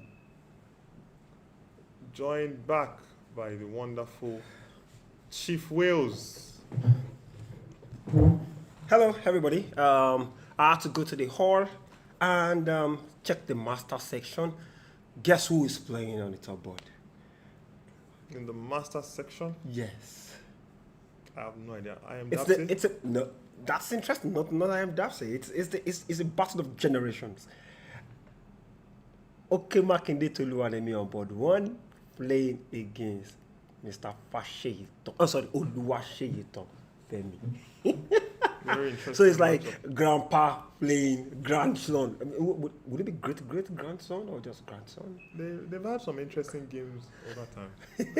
And Mr. Rex is supposed to send me the PGN, so I'm actually waiting for the link. We will be able to probably shoot that one point or the other. Okay, boss. Somebody is saying, Mide wants us to promote his theme song on air for and to say, please kindly send it, please. Okay, so while we're looking at that, while we're waiting for that, the game is proceeding like we mentioned. You know, we're talking about possibility of playing knight to g3 and then pawn to f5. I was also looking at pawn to f5. I was looking at pawn to g5, pawn to h4. But knight g3 with the idea of pawn to f5 also was very interesting. And that's what Tennyson has played, knight g3, knight g7, and then pawn to f5. And now the rooks are open, the bishop is open, and now we are trying to make some progress. See if we can try to create a lot of weaknesses on the king side. So I believe Olisa Tennyson is better if he doesn't miss any tactical blows, then I think he should have a good position. Queen d6, you might have missed it, is met by knight, was quickly met by knight e2, threatening to bring the knight to e4, and still white still maintains the pressure. and also is up on time. That's Olisa Tennyson is up on time, and I am Femi Balogun is under a lot of pressure. We already looked at the game between Ohipo Bartholomew versus Olanrewaju, where Ohipo is firmly in the driver's seat. And in the game between Kei Musa Lucky, after Bishop B5, Bishop E6 was played, telling him that, okay, you know what, your bishop actually coming here was doing nothing. The bishop is just, not even doing anything at all here. So what I'm going to do is I'm just going to move my bishop away. My bishop will be, after I play pawn to f4 at some point, my bishop will be very useful in the kingside attack. So don't worry, even though my bishop looks a bit silly right now, I'm going to play pawn to f4 or even bishop here, and my bishop will turn out that, although it's silly for the moment, it's going to be much better than this your bishop, which will never get back into the game. So rook af1 was played, and then after pawn to a6, the bishop now is, really doing nothing here. The knight and the bishop both create a very strange impression, and now, like I said, black is trying to, f4, play all these moves. Maybe first of all, rook f6, the second rook joins. f8, and then maybe f4. So pawn to c6 was played, trying to say, okay, what's happening? But b6. Whoa. Interesting. Just for a moment, let me try to understand. Okay, I think if you look at it from the perspective of b5, right? b5 doesn't work because of the immediate knight c5. Putting some pressure attacking the bishop immediately. Bishop, and then getting the bishop back into the game. And from there you can get the bishop back into the game. And AAA is not ready to lose that. That bishop is going to be doing a very fantastic job in the not too distant future. Yeah. And he actually likes the way the knight and the bishop are looking so ridiculous at the corner of the board over there. So why help them out? That's very interesting. And here it's just simply playing just b6, and like that pawn is going nowhere anyways. Yeah. Stopped by 2 rooks on the bishop. So and f5. Should we see f5 now? We also possibly could see. It's not impossible to see rook af8. It's not impossible to just see rook af8 because you're just going to win the pawn. So, yes, for example, rook af8, rook here, and then just sliding back with the queen. Why do you have to slide back with the queen? Did you consider just rook lift? Yeah, rook lift, but the rook protects this pawn. So I didn't want to leave. Oh, you don't want to leave that pawn. Okay, you don't have to leave that pawn. So this rook will just, and then when we are done there, the attack will still continue. Yeah. F5 is unstoppable. So, but Abdurrahman has played a strange move, rook a7. I wasn't expecting rook a7. I was expecting more rook ac8. If you are interested in taking the pawn, because the rook on a7 is doing a good job protecting this pawn for now. So rook a7. Okay. We'll wait to see how that game progresses. Rook a7, queen to c2. And please, people watching, wonderful fans, please don't forget to subscribe, like, or follow this channel, because this is where you get, in fact, there is an interesting gist that we'll be telling you based on the Bomo and Callisto's game in the not so distant future. Just hang in there. We have gist for you. You have to watch out for that. It's very, very interesting anyways. So, use like stock with the ideas of what's going on there. Probably. Okay, well. Knight go. Oh, you're thinking of knight going back.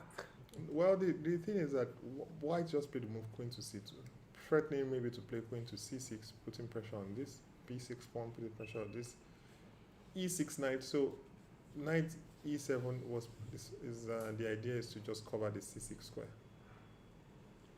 stopping that from happening. Yeah. Because it's not so easy. If rook a8, for instance, trying to win the pawn, queen still gets in there, attacking both pawns and the bishop. Now you have to move your bishop. The question is where? Probably back to f7, or even if it's d7, the queen takes b6, hitting on the rook again, and Your A pawn is also hanging at the end of the day, if you're not careful. Let's check in with the national champion. Last time we saw the game, it was around here. Queen to c5 check.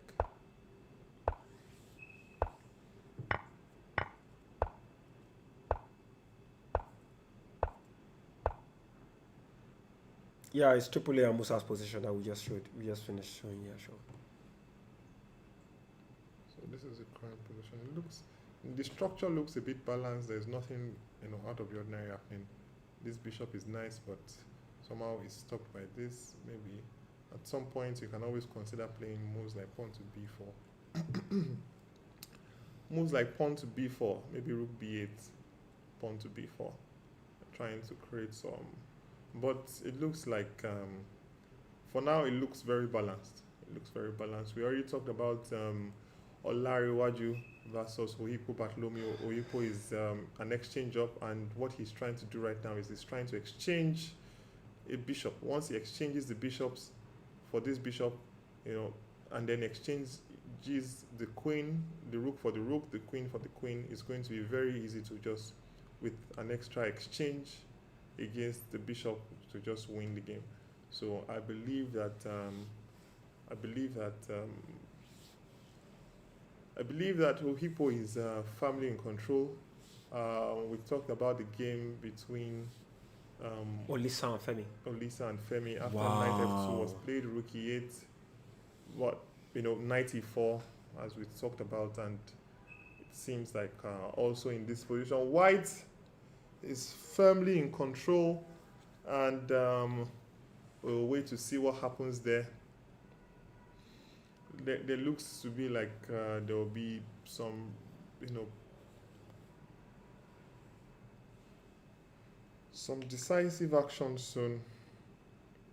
And it is Black's turn to play, and C5. Black is already on 10 minutes in a kind of a very scary looking position. He's all cramped up. This is C5 also looks tempting later, maybe to take and then put the knight on d6. so all this while White was actually playing on that bishop in B7. Yeah, I was mentioning it that earlier at this point in time, maybe before the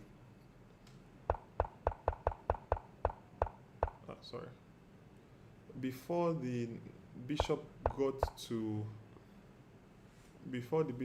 a very safe square on f3. Yeah, the knight should have just mopped it up immediately. Yeah, you should have considered capturing it. Yeah, but you also said, I remember when you said that maybe it was looking at after knight going to e4, then a possible c5, still locking in the bishop on b7. Yes. Yeah, but the bishop can actually step out from a6, even if at all. Maybe. But this one is a bit. This bishop just remains here. Even in the end game, I think there's a famous game. I'm not sure who played it. Maybe Rubinstein. This bishop just kept on putting pressure here, and somewhere in the end game there was, pawn to c5, pawn to b5, and then just broke down Black's resistance. So here, knight on e to f4, queen to f4 was played. Wow, coming into enemy's territory. Not even worried at all. Because there are no dark square pieces that could attack it, except for the knight going over there. After the knight goes in there is even, queen can just go to, the queen still has squares to go to conveniently. Oh, you're trying to... Holy algorithm pool. What was that? Where is the holy algorithm pool coming from? HDVOU. We actually didn't understand the holy algorithm pool that you're talking about. Can you please expatiate on this in the chat section? Thank you very much. Maybe the YouTube algorithm suggested this channel to him. So we're not really so sure. he probably was shocked, like, what? What is going on here? We couldn't get Eunice in this thing because she won a game. Oh my God! Some beautiful tactics at the end where she played the move. We'll be looking forward to see that lady. Rook H1. Did you see the move Rook H1? Yeah. Just giving up the rook. Oh, that was beautiful. Nice, yeah. But she had enough. She had too much, actually. Yeah. She had too much. Two rooks, one knight versus one queen. That's. Okay, let's check in on the game. We have our camera on. We last left it, somewhere in the middle game or early middle game, and we're talking about maybe it was a bit easier to play the position as black, even though white pieces look a bit active. It looks a bit maybe easier to play as black. Knight e4 was played, bishop captures, and then knight d2. Okay. I wasn't expecting that structure change with knight e4. We're expecting black to try to play on the queen side, maybe with moves like b4 at some point, or first of all trying to bring the rook to the c file. Trying to bring the rook to the c file before doing anything. But knight e4, interesting move. Bishop captures, pawn captures, knight e1. f4. That is unexpected. What? f4? That's why their picture is not showing on the screen. Actually, I just have to take a soft drink right now, and as much as I would love to show the name of the brand, they are not the sponsor of this event, so Fair enough. no, it's a soft drink. I've taken Lasana water, but yes, it's time for a soft drink. We need the ginger. I'm a bit surprised that after f4, You didn't consider one person immediately? At least liberate your bishop, please. Yeah, Liberate the bishop. and this bishop turns out that it looks like a monster on this square. From the B7 to the H1 diagonal. Yeah, But yeah, why? But yeah. why didn't you You're just do one person? Why Why? are you considering moves like pawn to e5, trying to make sure you break open the position? Completely break it. And these pieces will just be, putting so much pressure on you.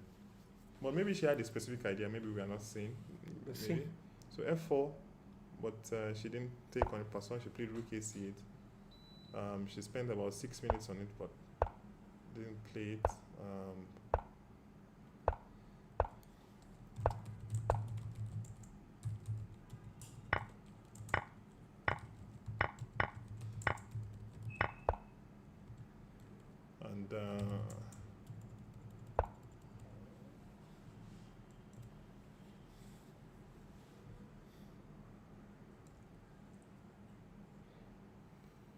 And now Michelle is trying to play for. As a matter of fact, you were only looking at it from the rook perspective. Did you see it from the queen sack? For Eunice? Yes. Okay, sorry, from the queen sack. Apologies. Because I'm just saying, someone said Eunice just sacked a queen in a game against peace. And I'm confused. Black is winning. So bishop captures an f6, queen of course comes to g8 checkmate.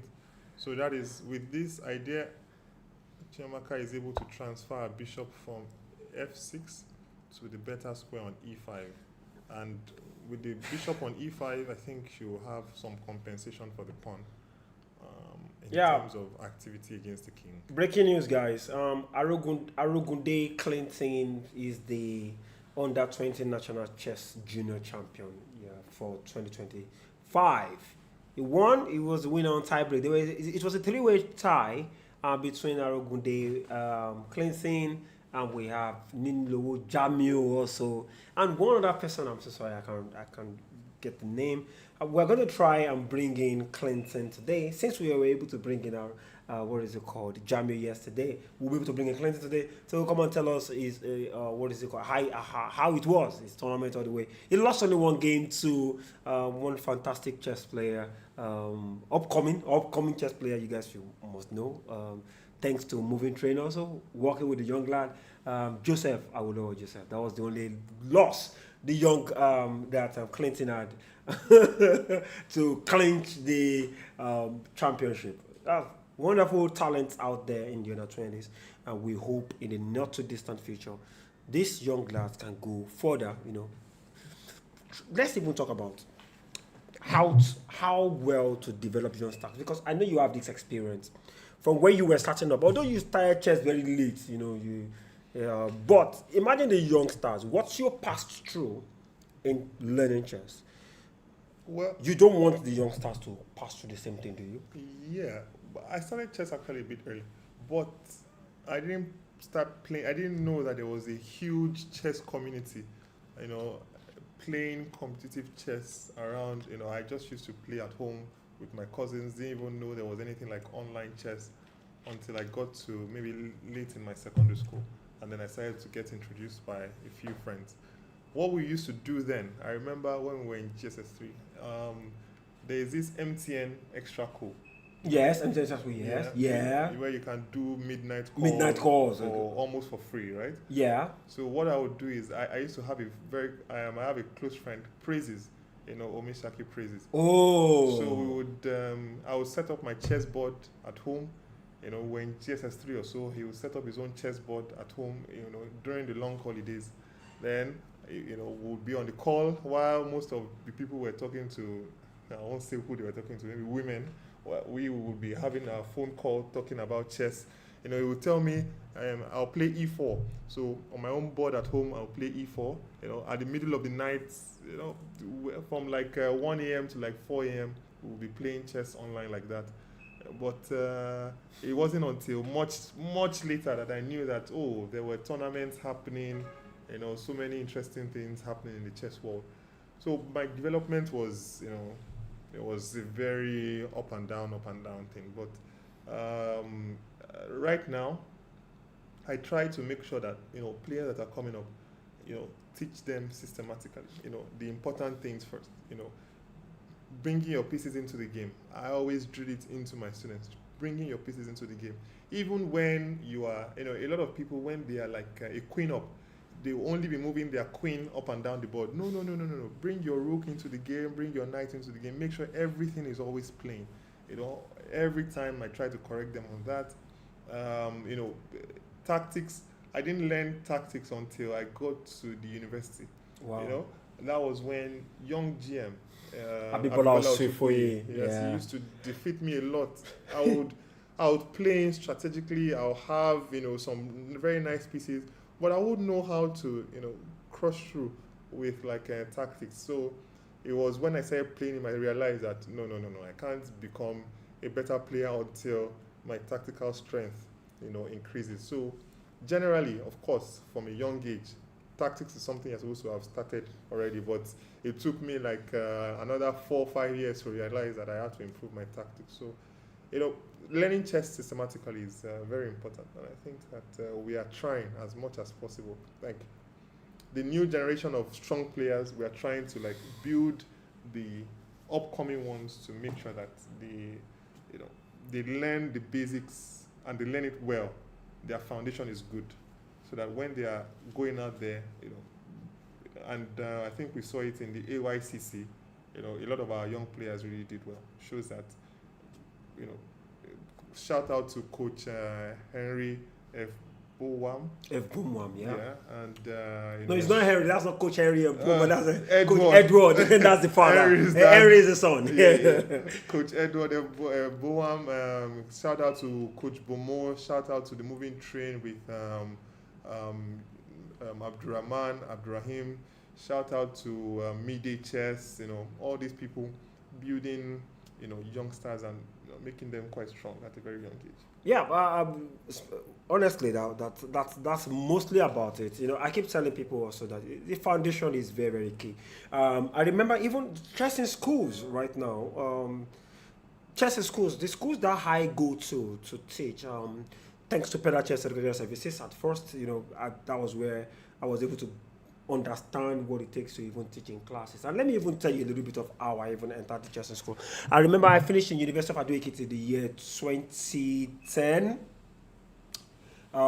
Yes, 2010. And the next thing I did was, as a young boy finishing school, I just like, well, what? I'm not going back home. I'm going out there to hustle. A friend of mine called me all the way from from Abia State. And his name is Tosin. He said I should come over. I'm like, Tosin, how far? Is there any work? They said there is work. I should come over to Abia State. And booms from Ado straight. I got to Abia and I was having 15 naira as my last card on me. As in, it's virtually nothing. 15 naira was my last card. It's not as if he sent me money to come over. You know, I'm the one hustling now. Since he said there is work, I believe I'll get there, get the job immediately, and start cranking. So I got there, I realized that there's no job. Actually, they were thinking of bringing me into coding, you know, maybe I could do, they already know of my typing skills because I was very fast when it comes to typing on the computer. And, you know, my computer, IT knowledge then, which was basically desktop publishing and a little bit of data processing. And back then, our data processing is limited to Microsoft Excel, Access. Okay. Microsoft Access. Okay. Those are what we're limited to. You know, it is now that we're having data analysis that we are going into like Python programming and all that stuff. Then it's just Access, Excel. You know, once you're good in Excel, you data. But there is no even job or there's no side hustle or online job for data. Those are the years where we use cyber cafes. You have to go to the cafe to do one or two things. So I got there, I saw what they were doing. There was I couldn't fit in at all in what they were doing. So I told them that, well, you know what, guys? See the trick. You know what, guys? I have PS3 at home. It's absolutely doing nothing. What if I travel back home and bring the PS3 down to Abia State, such that we can also have in a game center, people start watching, playing games and paying money? And I was like, whoa, that's a good idea. That's a good idea. And imagine, it was a simple plan. You know, I'm running away and I don't have transport fare. So this guy was like, you know, take this amount of money, go get the game. It was, you know, it didn't dawn on them to say, you know what, let them send it through a bus now. I said I want to go and pick it myself. So they paid me the money and I disappeared. Getting to back to Ado, my cousin called me to come to Ibadan. You know, he just came back from UK then. So I went to Ibadan to stay with them. And, you know, then I started I went to Poly Ibadan to do some desktop, typing jobs, you know, working in the computer center. Next thing I know, Tunde Fakwade called me, guy, where are you? I said, I'm in Ibadan. So there's a job opening in Lagos. I should come and teach chess. I should come to Lagos. I'm like, really? So, bye-bye. Next available, off to Lagos. And I remember asking him that, does he have an accommodation? He said, yeah, there's accommodation. I need to get to Lagos, realizing that my guy no get accommodation. We had to find accommodation. In fact, we stepped in one guy's living room on the very first day, like on the floor. I'm like, what's going on there? So 2010, I followed him to his school. Yeah. Home Science, Ikoyi. That was the very first school I went to, Home Science, Ikoyi. So I got there, and he was teaching. And the way he was teaching, I was like a guest. I saw GM Karim, we call him GM Karim, Mr. Karim Adeni, you know him. He's in the US right now. So I got there and I saw him teaching these children. And he is a good instructor, trust me. But I saw his delivery, you know, the delivery, and in my heart of heart, I was like, I can do better. That's just me, like, this thing, the delivery. Because even when we were in school, I was the one teaching in the universities, I was the one teaching the newbies. Any new coming player that's joining the chess club, then he sends them to me. Go and meet Wale. He's the one that will teach you guys. So, because he knows I have the patience to take them. So, when he was going to the next class, I told him that, can I take the class? Which, honestly, it's a bad idea. You are not, it's just like you are a banker, you're working in the cash, you're working at the teller, and your friend came around and like, guy, make a happy sit down there now.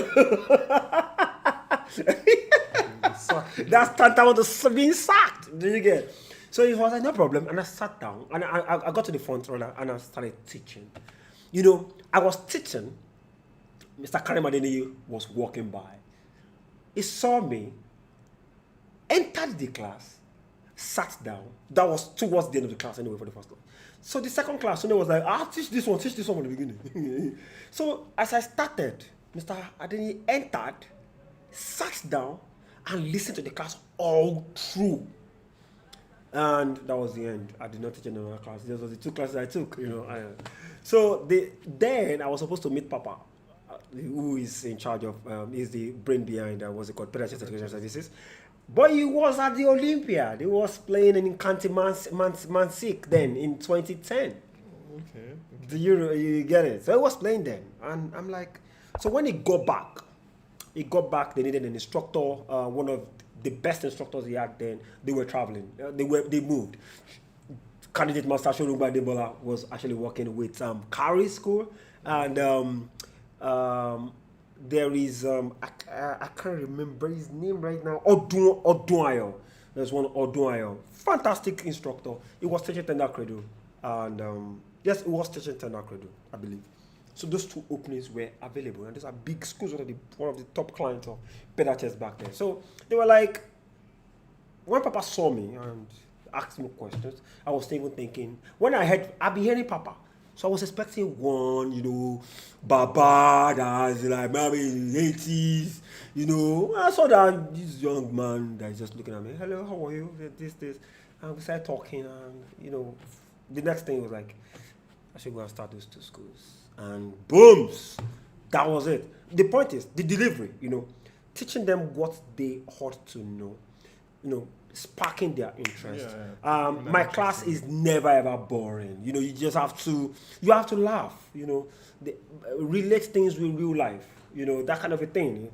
There was a time I even had a difficulty. I was teaching a school, a big school actually, and I was telling them that whenever you want to make a move, you have to think before you play. Like, think of what are the possibilities your opponent is going to do. For example, I said, if you want to cross the express, like you want to cross the express, what do you do, guys? When you want to cross the express, what do you do? They were looking at me like this.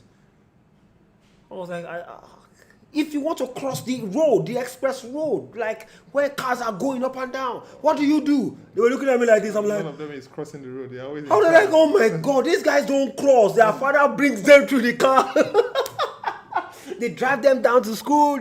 Oh my God, how am I going to now explain this to them so that they can relate? Because crossing was the simplest way of, Ajepako like us, that we can relate to everybody. I never for once thought about it that there are some children that have never ever crossed in their entire lives. Yeah. I'm talking of primary 4. I remember trying to relate a similar thing to some kids. I was telling them, okay, if you go, let's say to the Malam to buy something, and like you get 5 naira and they give you something in return. But, kids were just looking at me like, buying what? Buying what? Because all their lives, like the parents, they shop, buy it online, they send it to them, and now you are telling me I cannot relate to this people. Who is Malam? Anyways, I believe if we can try and have a system that can take, because I think there's this narrative. If you notice that when some coaches want to promote their player, they just start shouting chess prodigy, just because the boy just defeated all the students in his own school. Now the boy suddenly becomes, or the girl suddenly becomes a prodigy. Just throw the word prodigy around, and we keep saying that before you can say somebody is a prodigy, that means the knowledge he or she has at a very tender age is higher, or the tendency to assimilate, complexities in positions and break it down is also very high. That's why you can call them prodigy. We can call the likes of okay Goodness a prodigy. Look at him. How old is he? It's like probably 14 or 15, I believe, and he's 21900, on the rating list. That's, we can still push that narrative. You can Michel, Quick Pen, look at their ratings. Michel, I think, is the first player, the youngest player that entered 2100 on the FIDE. Is it 2000 or 2001, above 2000 on the FIDE list? She is the first girl that will do that at youngest age. How many female players are even across 2000? Minute few. Do you understand? So you can't decide to call her. It's fair to call her. She's qualified to be called a prodigy. At her tender age. But somebody that is still beating primary school tournament, that has not moved out, doesn't even know what's going on in the next. Doesn't even know what's going on at regionals, at even state championships. Just in his bedroom, the coach decides to call. In fact, some coaches go as far as saying, "Don't worry, our student is ready to go and play in the African Youth Chess Championship." Come on! He's still doing scholars mates and you want to come and play. No. We need to have a system whereby the prodigies are being extracted and taken in a very professional and systematic way, such that it will be a walk in the park for these young lads to earn the GM title. It's going to be a little bit difficult for you right now to earn the GM title. I'm saying, why I'm saying the difficulty in the sense that you've gotten.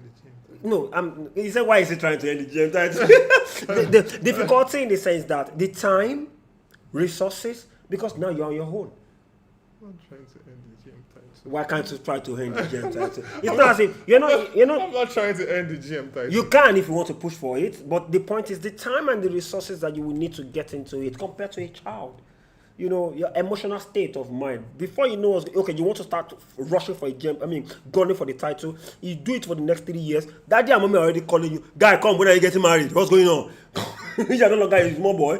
I want to see my grandchildren. Blah, blah, blah, blah, blah, blah. You get these pressures, you get work pressure. You have to work and earn money to even go for this kind of events. But compared to a child, and even if you are seeking sponsorship, corporate sponsors can easily drop money for a 12, 14, 15-year-old that they believe are prodigies that can do something. So compared to giving a grown-up house man, like they believe this one will just go and marry straight up. That's why a lot of effort that we put in is that we are already quite strong players, so we try to make sure that kids at a younger age, we teach them what is necessary so that they can have our kind of strength, but at a much younger age, so that they'll be able to push forward, more, because of course they don't have all the pressures of life, all the responsibilities that and they are still being taken care of, everything like that. So yeah, I feel you on that. Yeah, and if you're looking for a chess instructor to advance, I'm not talking of instructor to learn Rook, Knight, Bishop, King, and Queen together. If you want to improve from your 1,500 rating, you want to go all the way to 2,200, please, you can reach out to Lakwitola Durotimi himself. He's doing a fantastic job when it comes to I can actually approve of his teaching skills. The results are there for everybody to see, except if they want to see the result. Good job you're doing, bro. We're saying you all the best. We wish you more and more in this scenario. It's not free, ladies and gentlemen, but you should know, you want the best, you pay for the best. Let's just put it out there in case they don't know. Anyways, John Bauer, what are you doing? A special shout out to you. You just said what a game. I don't know which game you're talking about.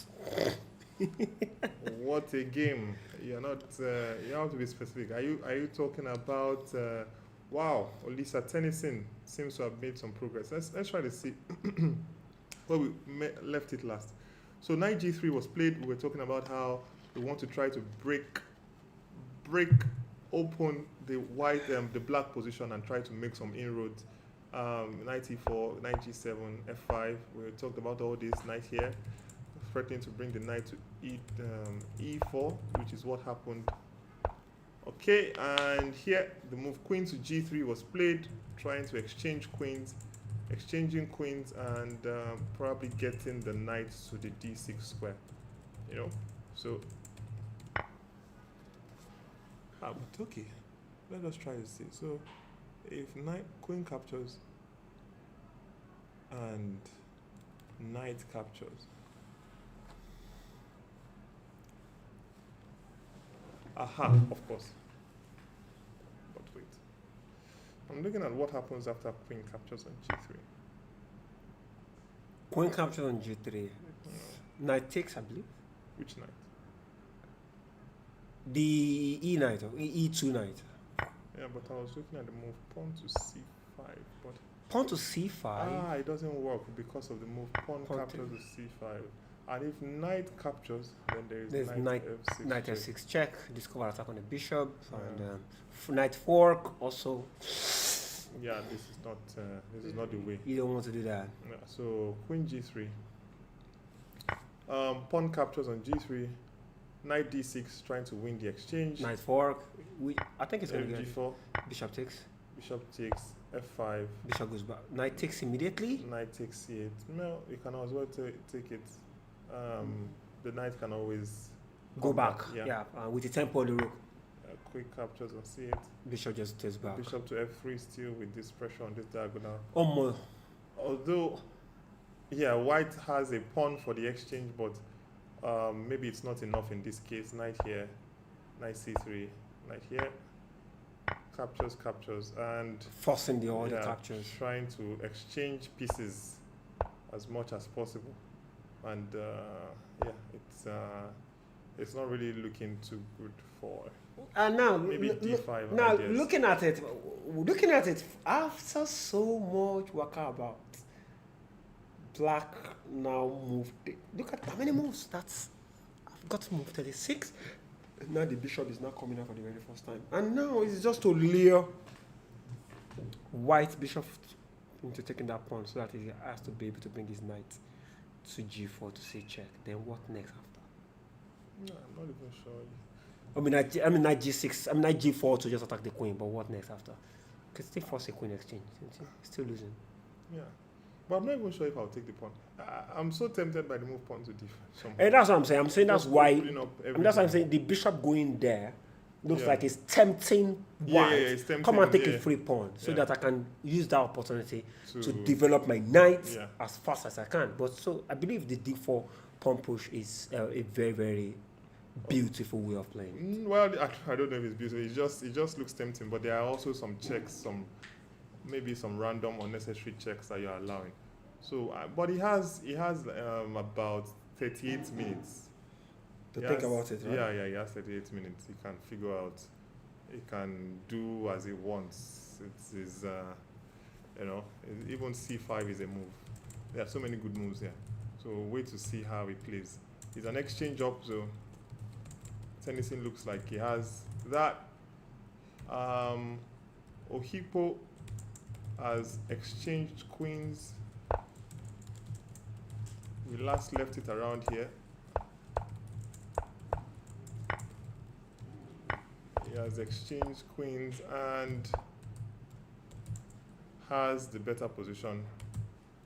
Still, if he exchanges a pair of bishops, I think, well, not like this because of maybe rook here, but if he exchanges a pair of bishops, I believe that he will just be much better and winning easily. So we would, so that's that. Okay, we already talked about Callistus going to his passing out parade for the NYSC. Yeah, and ladies and gentlemen, the gist I was going to tell you about, it is much more possible for Callistus to actually get 0 for that game. Why is that? That's the point. It's possible he scores 0 if his opponent doesn't agree. Well, in the spirit of fair play, yeah. But what if I'm not ready for the fair play? Well, true. So that's the point. But I'm ready for because the problem is even the free day, right? The free day. Some of these players have already prepped on what they want to do on the free day. So it can be very inconvenient. Yeah. So for example, probably you plan the free day. You want to go and get a passport somewhere because you want to travel. You have some important business, so you can't. But in your own case, or maybe you just want to rest. Or you just want to just completely rest because it can be so tiring. But in this case, I don't know the specifics, but it's much more possible. For example, the spirit of the fair play, if you look at the likes of the female, they agreed. Based on the fact that they're just coming from travel, you go back around 12 midnight. If they don't, it's within their rights to say, no, we want to play. We not agree to playing on the rest day. They understand, but in the spirit of fair play, they allow that. So it's possible. Again, it's possible until we see the result. It's possible. Ferdinand Sabomo might want to get the point. That's why I said it might be a twist. But we hang in there. We'll get the full gist after the rest day. Because if I will know on the rest day if the game is going to actually be played or not. But hang in there. It might and might not. Just you heard it from here. All right. So that is the full gist there. Okay, so after bishop to c8,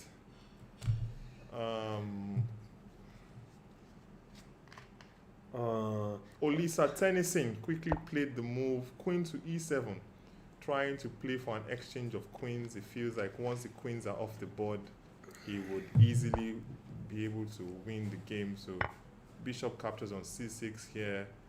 Now that there is no threats to the king, and you know, it's really looking not so good for Femi Balogun, because he's down 2 pawns. He's down an exchange, you know, and then there are 2 pass pawns that are ready to move here, and yeah, it doesn't look easy at all. Yeah, I'm also going to look at it from another interesting angle. Please, can we please just quickly switch to the female? We want to be able to see which of the games are almost done or about to be done, so that we can dash in there and bring them down here to talk about it. But no, everything is still looking equalish. A little bit, Onoja is pressing, just a little bit, but the position doesn't look too serious. And wait, what? Is this real? Is that a life sentence? Is that a life imprisonment for the bishop on for the rook on a8? Yes, it is. However, that's a life imprisonment. Complete life imprisonment. The pawn, it's not so easy. The pawn can be taken, for instance. Well, if the pawn is taken, don't forget that it's a queen. The queen takes rook. Queen takes pawn. Yes, but this is also possible. Queen e4 check, and then after the exchange, this. Nope, it's not possible. Rook f7. No. Of course, it's not going to be possible. But you also have to worry about the pawn. That's easy. The king can just move closer. So, for instance, king here. Then rook attacks the bishop as fast as we can. Rook attacks the bishop, and also. Do you want to do that? Because there will be a pin, a crazy pin. Rook c6. Don't even think about that. Okay, bishop here. Good. So the king can step out. You're not scared. Yeah, but it's how are you going to make progress as white also? First, king has to step out. First things first. The king needs to step out. That's very important. So because once that pawn starts running, we'll be able to cover the dark squares there. So okay, maybe h5, trying to maybe exchange some pawns. Then rook to what is it called? Wait, does it work? Rook to b4. I mean c4 rather. Rook to c4. Does it make any sense? What about bishop capture? Oh no, I don't like that bishop takes pawn. I wanted that pawn to be there for a while. Yeah, but if we want the pawn to be there for a while, then that means this rook 2 has to be on the 7th rank for a while. And so if we do rook to d7, there's one high on it. Let's keep one eye on that pawn. Then our bishop. Ouch. No way. Yes. No way. Yeah, it looks as if it's difficult to make progress for both sides. No way, guys. No way. But actually, it seems like a blunder has been made because the bar has jumped up. What? Check. Yes, this is where we stopped. And we're thinking bishop takes pawn. Then g5 was played. Why d5? Probably threatening this and threatening this. But it seems like... Isn't just queen takes pawn check? Oh, is she down on time? Oh, she's down on time. Oh. She has 36 seconds. So you just have to play something out of the whim. So that means she had 6 seconds when she made that move. Because she has to gain 30 seconds at a time. Yeah. And she had to force the exchange. And by forcing the exchange, now you can't really capture this pawn on c5 anymore. And if you can't capture the pawn on c5, then maybe you are just in trouble. Because after this, then the king pawn just closer. Just move your king closer towards the bishop. In fact, the king is going to move through the light squares and end up on b7. That's just the plan. Actually, that's the position we have currently. That's just move the... Now, it's a king movement. Now, white is just completely winning. King moves all the way to b7. All the way. Nobody's going to stop that king from getting to b7. Yeah. Jeez. Now, that will be a bit painful for Abdul Salam Azizat Fabiano Carolina Caruana. girl. Oh my God. But it seems like within some minutes we might have Quick Pen Back here again in the studio. for the post-mortem. And yeah, because if this pawn captures, this king captures, and we'll have under rook takes pawn check kind of ideas. Yeah, and if it doesn't capture, then we are going to play pawn to h3. Immediately. Keeping this bind here, and this bind is also here, so we match our king like Chief Wales has said. Just match the king through the light squares. We get here, and Vowler. We get it's over. It's over now. Move over. It's my turn now. It's over. The game shuts down. Sorry. If you are looking for an MC, you know that Chief Wales is the man to. They actually hosted some chess events, closing ceremonies. So he's always full of energy. Actually, I was hosting a closing ceremony of a tournament one day, and some other schools actually came to meet me like, "Do you MC?" I said yes. I would like to come and MC in our end of the year school activity. No problem. I'll give them a number. It's not free. It's not free. It's a cost. We do. Oh, we have Olisa Tennyson as one. Is it possible for us? Let's go get it man, before it disappears.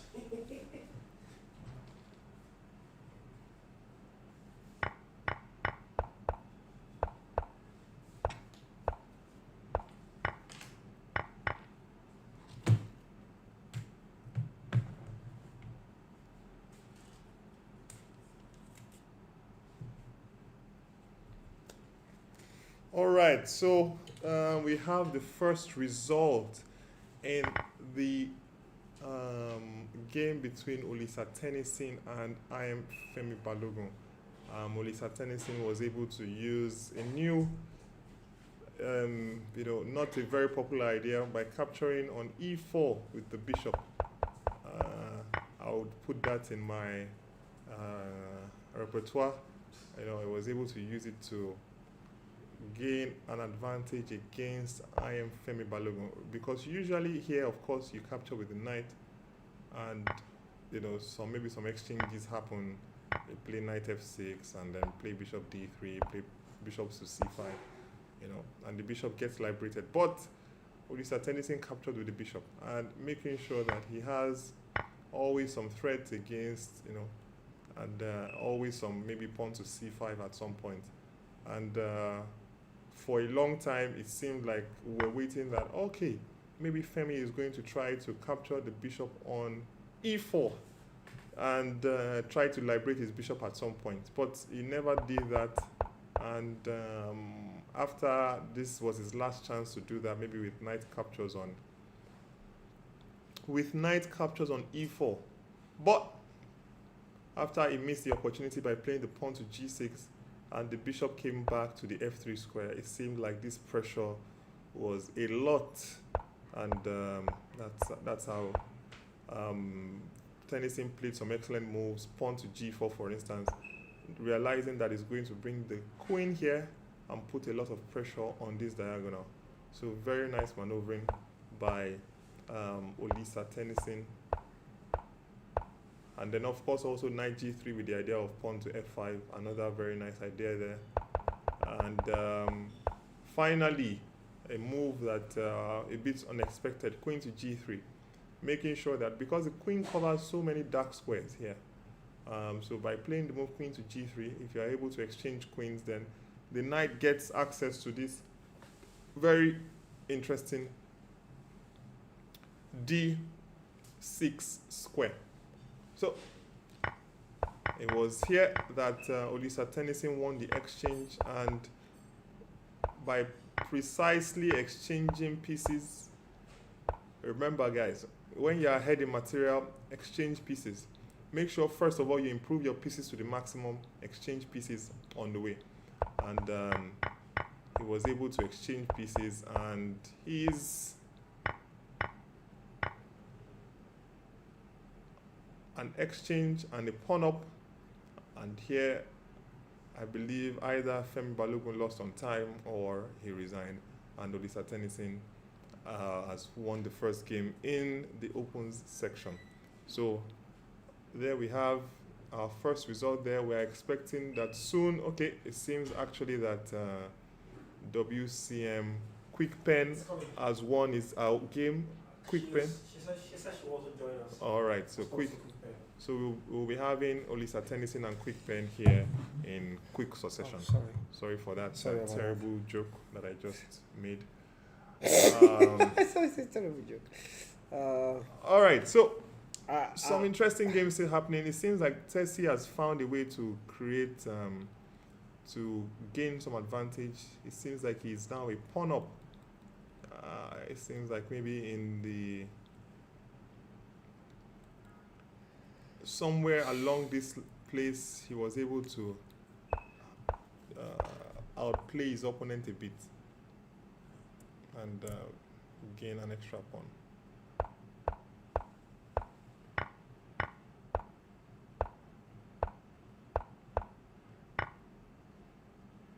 Uh-oh. Yeah, he just won.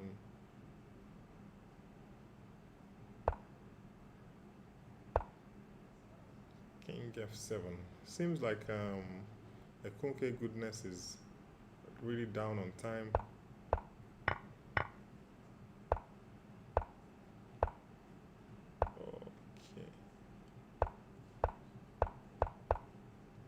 Okay, so this is the current position.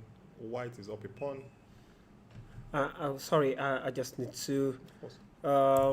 We're trying to set up a little bit down for Ayokomi AYK. Also, just in case you should be here joining us in the next 15 minutes, I just want to put this up here so that once she joins in, we won't have any. Actually, before this round, I think Femi Balogun was the leader of this NCC. I think he was leading the tournament with FM Bomo. So now he has lost the game and the tournament is now wide open. Who did he lose to? He lost to Tennyson just now. Wow.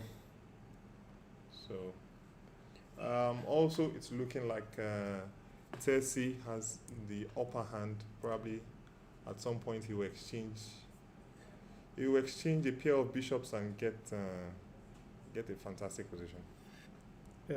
Let's do this.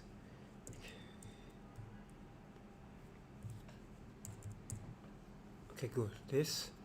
Once this is up here live and direct, so whenever she wants to join, we'll just be able to just click on the link and just put her up. I think it's the same settings something now. But in our own case, we're just gonna be having general gist with her, so she isn't going to be analyzing anything because she will also be moving for work at one point or the other. So let me just create this down. The most important thing, that's the most important there.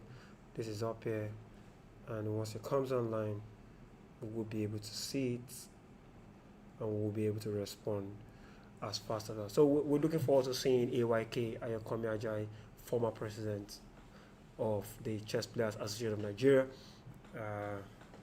Before we had the latest one, which we'll be expecting to see him this weekend, or we should be expecting to see Dara this weekend, Adigbai, who is the present Chess Players of Association of Nigeria's president. We'll be seeing him this weekend, guaranteed. Anyways, 6 seconds, 5 seconds, 4 seconds, 3 seconds, 2 seconds, 1 second. Oh my God! No, I think you have made a move. There's a delay in the because this is probably the only move you can make on the board. King climbs F7. Brov's Chess Media is actually covering this event as well. This is beautiful.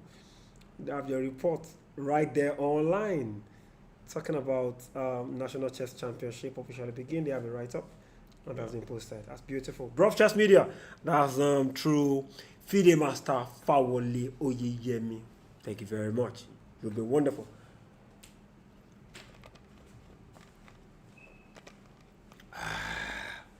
So what do we have?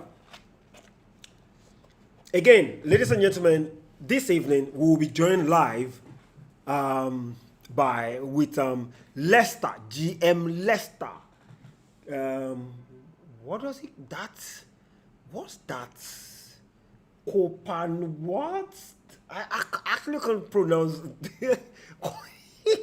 I can't pronounce that other name of he calls himself GM Kopanovsky or what it is. I don't understand where that name comes from. He's going to explain to us when he comes joins the stream in the evening, anyways. Well, I can see that in Chiabaka's game, she's really down on time, and I can see that she's trying to make some fast moves. So we'll just quickly catch up with what they are. Rookie for Queen here.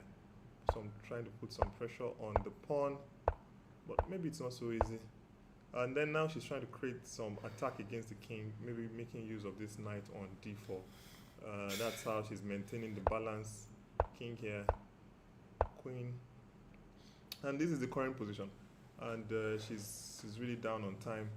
Probably looks like she will try to avoid exchanging queens, although it's not so easy.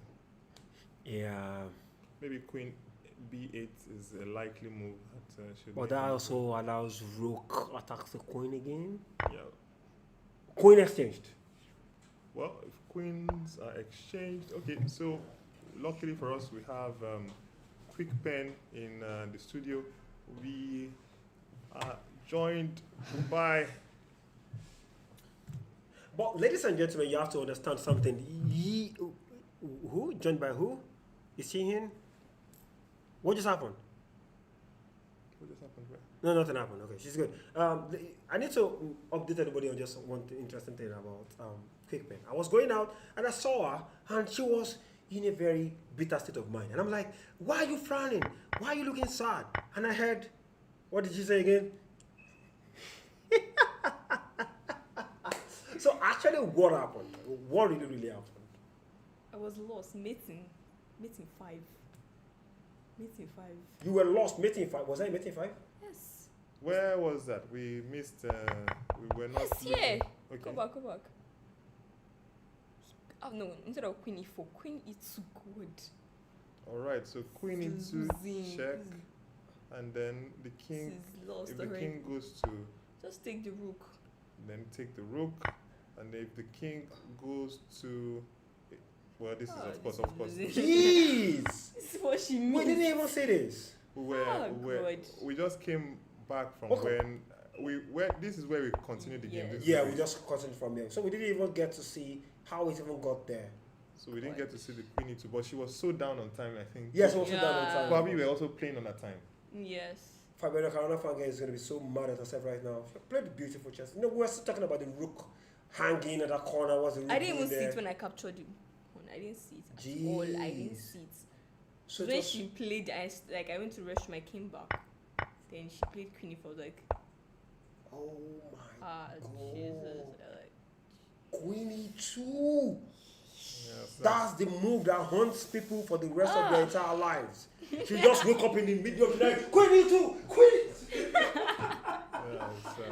This is so sad. Come on. I already was about to resign actually. I thought she was about playing it. Then she made queen e4 Like, you now say,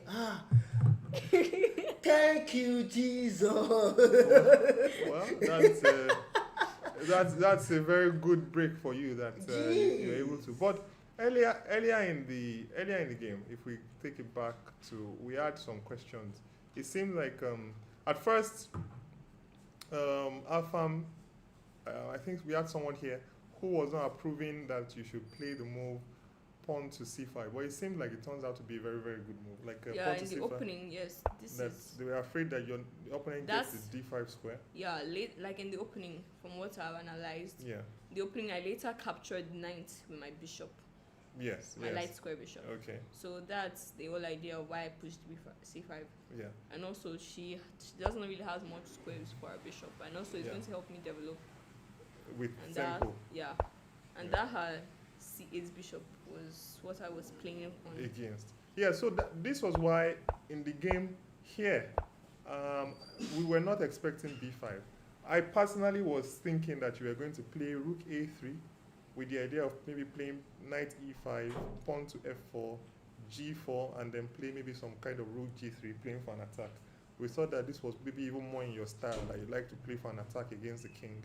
So we're surprised when you just quickly played move b5 without, taking a moment. Did you consider any other move apart from b5? Yes, I did. I considered going knight e5. Yeah. Yeah. But you felt like maybe just go direct and just try to. Okay. So a6, b5. How did you evaluate this position? I think probably you'll have, seen this kind of position ahead. How did you evaluate that when she captures on a7? I evaluated the light square bishop after all the exchanges. Okay. So I know she'll definitely go to a8 for Okay. rook, yeah. So after all the exchanges, her bishop will be left, like she has to go back to c8 after I thought very deeply for that. Okay, then this you thought. Okay, so you saw this. Yeah, I saw that. Okay. And then you felt like this pressure here would give you a lot of advantage. Yeah, but it didn't eventually. Yeah, it seems like she was holding the balance. Yes.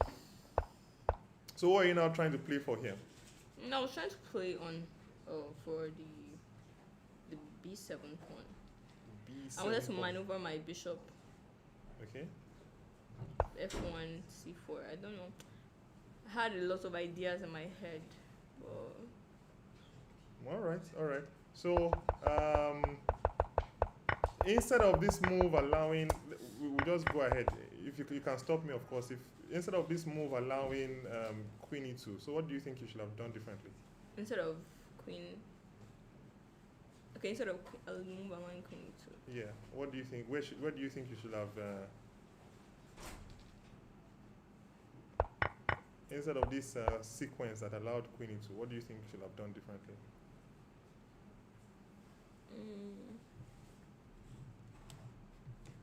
Instead of going queen b3, Okay. I would have gone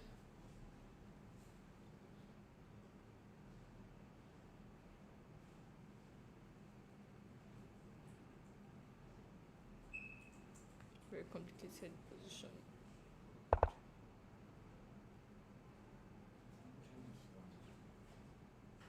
I think rook e1. Yeah, rook e1. Yeah. I was looking at then rook e1. Then if pawn captures, king captures, and bishop d4, yeah, you can go always king just f1, king yeah. f1 and then solve that problem. But it was not so easy with somehow with her time running down. It also puts pressure on you to try to make some moves fast so that she, maybe she will blunder somewhere. All right, so congratulations on the win. This one was really, really, really, really nervy. It could have gone. If she had found the move queen e2 here, it could have been game over. But lucky break. Hopefully, your next games, without any adventure, you can just win smoothly. So best of luck in your next games. Anything you want to add? Thank you. All right, best of luck. All right. Thank you. So that was Deborah Quickpen With with a win against Fabiano Caruana Fangirl, who has had some good positions, but she will be learning a lot of lessons in this national championship. Hopefully, Queen E2 nightmare. yeah, she would bounce back and. That happened on the board. No, Queen E2 could have happened, but she missed How it. do She you played. miss Queen E2? She was really That's down what on she was time. gonna be She saying had in the middle of like the 55 seconds. And I know a few players who, when they are down, once they are down a minute, they just play random moves. So Me too. I can fully relate. Okay, so let's quickly check out the game between Olisa Tennyson and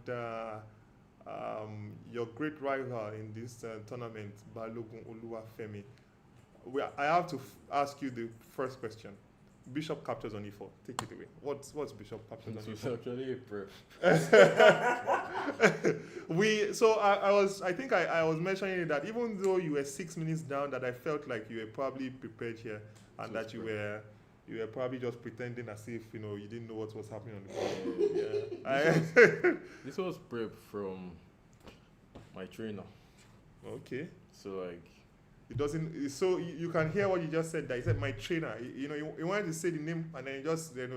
I'm not going to reveal who my trainer was. Okay, we would ask you that at the end of the tournament. Yeah, who your probably. second is. Yeah. All right. So we did it for the game against what's it called? AAA. Okay. This was the program I was supposed to play against AA, but AA decided to play something else. I was like, okay, I'll keep trying it until it works. And we went for this variation. I was like, okay, let me just go for Bishop times. If normally everybody would go 9 takes and just play the boring game, I was like, okay, Bishop takes and see how he'll respond to it or no. Because there's like a trick here. Let's say he plays this 9 takes. 9-6. Takes maybe say Bishop back, or if he even plays this small, Bishop A3. and go Yeah. and there's already problems on this side. Once you start having when you have to play G6. 6x, you know that your position is already getting back. It's like G6. What about knight F6? Where? No. Here. Knight Knight F6. F6. Yeah. Yeah. That was why we were thinking that it was the other knight that was going to G5. We thought it was the other knight that was your idea. No, there will be no like space now. Like the queen will not be looking at that pawn because the knight will be on E4. Yeah, but we're thinking we were going to play maybe D5 and then sacrifice the knight somewhere. It's taking too long to do all of that. No, but So- how would? Or are you going to play Bishop C3? Yeah. Because it won't be easy to create any threat against H7. I had something in mind, yeah. 6 takes.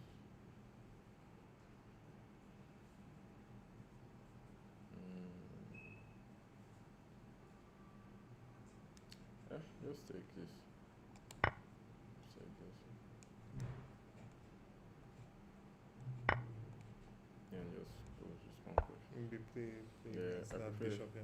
I prefer playing this type of position because this pawn will just be stuck here. And though you cannot really do anything with this outpost here. So that was generally the idea. I was telling people that I felt like it was preparation, so I'm going to add it to my repertoire. That I feel like it's an interest because we play sometimes the same kind of positions with all this. So very interesting move. Bishop captures on E4. There's a like. He sent me the Files, the analysis basically. It was too long, so I could only I could not really get the complete ideas behind it because this Bishop A3 was even so I did not see it completely. So when I saw it, I was like, this was not what I expected him to play. So I just had to continue with developing ideas and just see. So were you surprised here around this point where you played F4, where it was his last opportunity to capture on E4 that he didn't capture on E4? Because it seemed E4? like that was his last opportunity to capture the bishop if he wanted to capture the bishop. I'll just take. Yeah, but if he doesn't capture now, then you will just always have bishop F3, and then he can never, your bishop is always going to dominate that diagonal. But then this looks bad because It looks scary, yeah? because you have 2 knights. This knight is going to G5. If you should play knight F6. What about knight H6? H6? Maybe. H6 here, then there's this pawn push. But not that one. Because that knight will just take. But there's just this as well. Yeah, but we're thinking that maybe this might just slightly be, but even this is not Yeah. looking good. Because I was playing knight Knight D6 D6, and just yeah. keep it there for a long Yeah. time. So Yeah. I think that was what he was Afraid of. afraid of. So went for another variation. I was like, okay, what am I even going to do here? This is where I was like, okay, Yeah, we really like the move G4. will I even play? At this point, I was like, will I even play chess here? Because I was thinking of so many things and everything was looking bad. I was like, how would I continue? I wanted to play G3 on that's defensive. I wanted to play what's it called? I was just looking for a way to get this knight Right. out of here. And that's where I was thinking about how I could play pawn push, so maybe Queen E, Queen F2 to remove the eye of the rook from my Yeah. queen. So everything was just looking funny to me, so let me just go all out and see what this G4. move would do. Then he was too hasty with this knight back move. You don't necessarily need to make that knight back move yet, because you need to force me to play The G5. G5 so that your knight can come to G7 and stay on The F5 F5. outpost. Yeah, so he just went very quick. I'm like, okay, there's another weakness on the C6 pawn. Then played this, came here. I expected him to take this knight here because there's a tactics. This is a blunder because of rook takes. Which you expected him to make a blunder. Like if I had played this move, I would have blundered. Okay, So because of rook takes, so I couldn't have played that. So Wait, what's the tactic? if he took with this knight and I took with this pawn instead of the d pawn, D-pawn. just play rook takes. Okay, what's the justification? Okay, rook queen captures on queen e1. takes, Okay, yeah. so he has So to play the move Yeah, I'll just drop a pawn. So I'll have to capture with this. fe pawn. Then I'll control this file, and it's still better for me because you can't push this pawn at any point because of this move. And he can't still play knight rook d4. Yeah, you can't. Wait. Like just play rook d4 as an idea of doubling rooks. With d4. Yeah, I don't know. Just Okay. like if it works here without the pawn, maybe it works with the pawn. If it works with the pawn, maybe it works without the pawn too. That's actually true. You just have a move like this. I'll just control everything. So you have to take. Nobody can. Why can't he double? Can't double. Why? Can't double. No. Rook captures. But there's still queen times. But do you want to get into this position? Okay, so this one you felt like you'll be dominating. Yeah, it's a better position. Okay. No, it's fine. Okay, so So I would have gone for the other move. And FE. just see. Yeah. It's like what happened in the game. This, and he played this move was very strange to me. I was like, you don't want to be playing f6 here, but it seemed like it caused troubles at the end of the day because I had to think long. So when he played f6, I was like, I should be better here now. But all of a sudden, I was not even seeing what I could do. So I was like, okay, let me just come back. Then I was conflicted if I should just push the pawn immediately or just like make a move. Yeah, we're considering either f5, we're even considering h4. Then we finally said maybe knight g3, and then it seemed like you liked knight g3 more. Yeah, because I feel like just pushing the pawn quick is too hasty or something, and I don't want this bishop to ever get to play. So it's like a knight g3. Then he played this. I was like, okay, let me push the pawn now. Then he came here. I was like, okay, there's like a tactic here. At the end of the day, when he went for this move, I was like, if you just come here and give me this check, I was like, okay, cool. This one will be easier to win. Yeah. Because I'll just have this nice move, I cannot be stopped. So I was always going to like gain the piece exchange up after this move. This knight e2, wherever it goes, so I was going to gain the exchange up because I just want to exchange the queen and you're not in time to defend this. And when I take this bishop, this pawn will hang basically. So I don't really care about this pawn. That is the tension here. So eventually I was like, okay. So cool. we were really impressed by queen g3. But you already mentioned your ideas that you wanted to put the knight on d6. Yeah, so it took us okay, just the same thing. And I was thinking about a lot of things. I nearly blundered. I was like, Jesus. I nearly blundered. I was like, let me just leave this. What's it called? Let me just leave this bishop and continue. I was like, I think I'll take a check and I'm done. Okay, I'm going. I wanted to leave the bishop here again. I was like, okay, maybe I'm smoking something. But you left the bishop here. Okay. No, what did I want to do? So something. What's it called? I wanted to bring the bishop back. Okay. So that I just leave it there. And I saw this pawn f4, push. yeah. And f4 and everything just passed. So okay, let me just go. I don't know. I was beating the sides on what rook was. At the end of the day, let me just go for the one that I can exchange. Yeah. So at this point, it just became easy. Yeah, the conversion was smooth. What's it called? Yeah, So- queen e5. Okay. And then were you thinking that maybe he would try queen h6? No, it loses immediately. Okay, to Queen d8. check. So you can go. Or we just go back and exchange the queen, then I'll still take that pawn and start pushing. Yeah. So when I was like, I was like, okay, I want to start something. I was like, it was one thing Magnus is to say, whenever you have a pass pawn, just push it. I feel like that's what people fail to understand in end games. Like whenever you're playing end games and you have a pass pawn, you don't need to be making piece moves. Just keep on pushing the pawn till it gets very dangerous. Because your opponent will have to answer to that pawn that is dangerous before he can make his own plans. Yeah. So just keep pushing. Because I was thinking there might be tricks. Okay, there are too many pieces looking at this king, but at the end of the day, you can't really do anything after this move. Yeah. So just ends everything. So Exchange everything and then just he resigned or lost on time. he resigned because the bishop will come back to D4. D5. And he has to exchange and The rook is just so powerful. Yeah. Exactly. Okay, so very nice game and nice preparation. Nice delivery. Yesterday was Beaumont. I'm trying to look for you know what happened? I don't want to look at that game because I don't know. I don't want to play. Because when I played B5, I was like, okay, it's obvious I don't want to play this game. And I played B5. He made me come out of that blunder. I was like, okay, we're going to the end game whereby it's equal.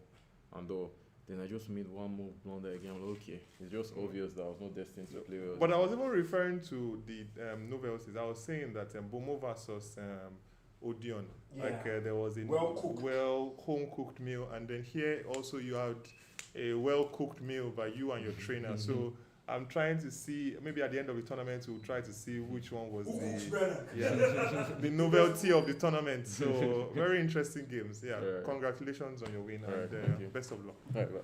All right. So I am elect Super Zonal's winner, Olisa Tennyson there, showing us his home cooked meal and how he was able to win against Balogun Femi. He said, he had this in his pocket for a while. He probably was going to play it against FM Abdurrahman, but FM Abdurrahman did not play that line. So he said, okay, if he doesn't play the line, that's fine. I'm just going to keep on playing it until I get the opportunity. And against I am Femi Balogun, who actually normally is a Kings Indian player, he got the opportunity to play this interesting idea here. I can show you the idea here. It says everybody and their grandmother play the move. Here they play the move knight captures on e4, but he and his trainer had looked at the move bishop captures on e4, which presents a lot of questions to the black player, and he was able to convert beautifully. All right, so that is on that one. We still have some interesting games going on. I believe Tersee is already winning against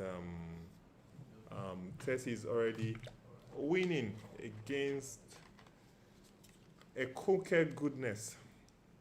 They have the same colored bishops, but Tersee has what looks to be an extra pawn and probably would gain another pawn soon. So maybe we would have a result there. In the female section, we already have a result in Abdul Salam. We already have Ajibola piece. And Sulaiman Azumi just defeated, while we were having some conversations, Sulaiman Azumi apparently has defeated Joy Erabo Felix. It looks like an equal position at first, but it seems that White is just winning this pawn endgame. Yeah, easy peasy there. Takes, push the pawn forward, takes, come back, come and take the D pawn. Or yes, just come and wrap this D pawn up.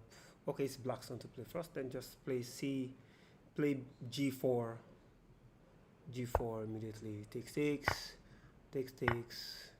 You don't have that time. I'll push the pawn again. Takes, and it's enough to.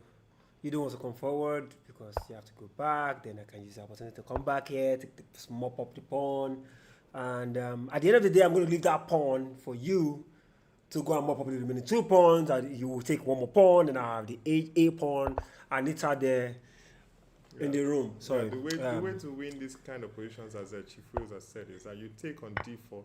And then you will use this pawn to distract your opponent while you take this pawn. So for instance, you you improve your pieces to the maximum. First of all, you improve all your pieces to the maximum. If nothing is happening, improve all your pieces to the maximum. Nothing is happening, improve all your pieces to the maximum. Wait, and then once you get the opportunity, Once you get, in fact, here you don't even need to. You can just do a zugzwang. Ah, my goodness. Ladies and gentlemen, let us give a special shout out to the organizer of this event in person of Mr. Kule Kasumu. Good day, sir. How are you doing, sir? Great. It's great to be here. Great to be here. We've been enjoying you guys streaming. Wonderful work. Yeah, Great to be here. Thank you very much. One more thing I need to tell the audience that FIDE Master Dabi will be joining us on Saturday. FIDE Master Faoli Oyemi John also will be joining us on Saturday, and Grandmaster Power has agreed to join us on Saturday. Saturday will be packed. Guys, you can't afford to miss it. Anyways, Sake, we have to ask you, this journey you've started for the past, this is the 5th edition, I believe. This journey, how has it been? Can you take us through from the beginning of hosting, organizing rather the National Chess Championship, from the earliest new format with this invitational? I think it started from Iwo, then before you came down there. Can you walk us through the journey to this present time that we are in? Thank you. What a journey it has been.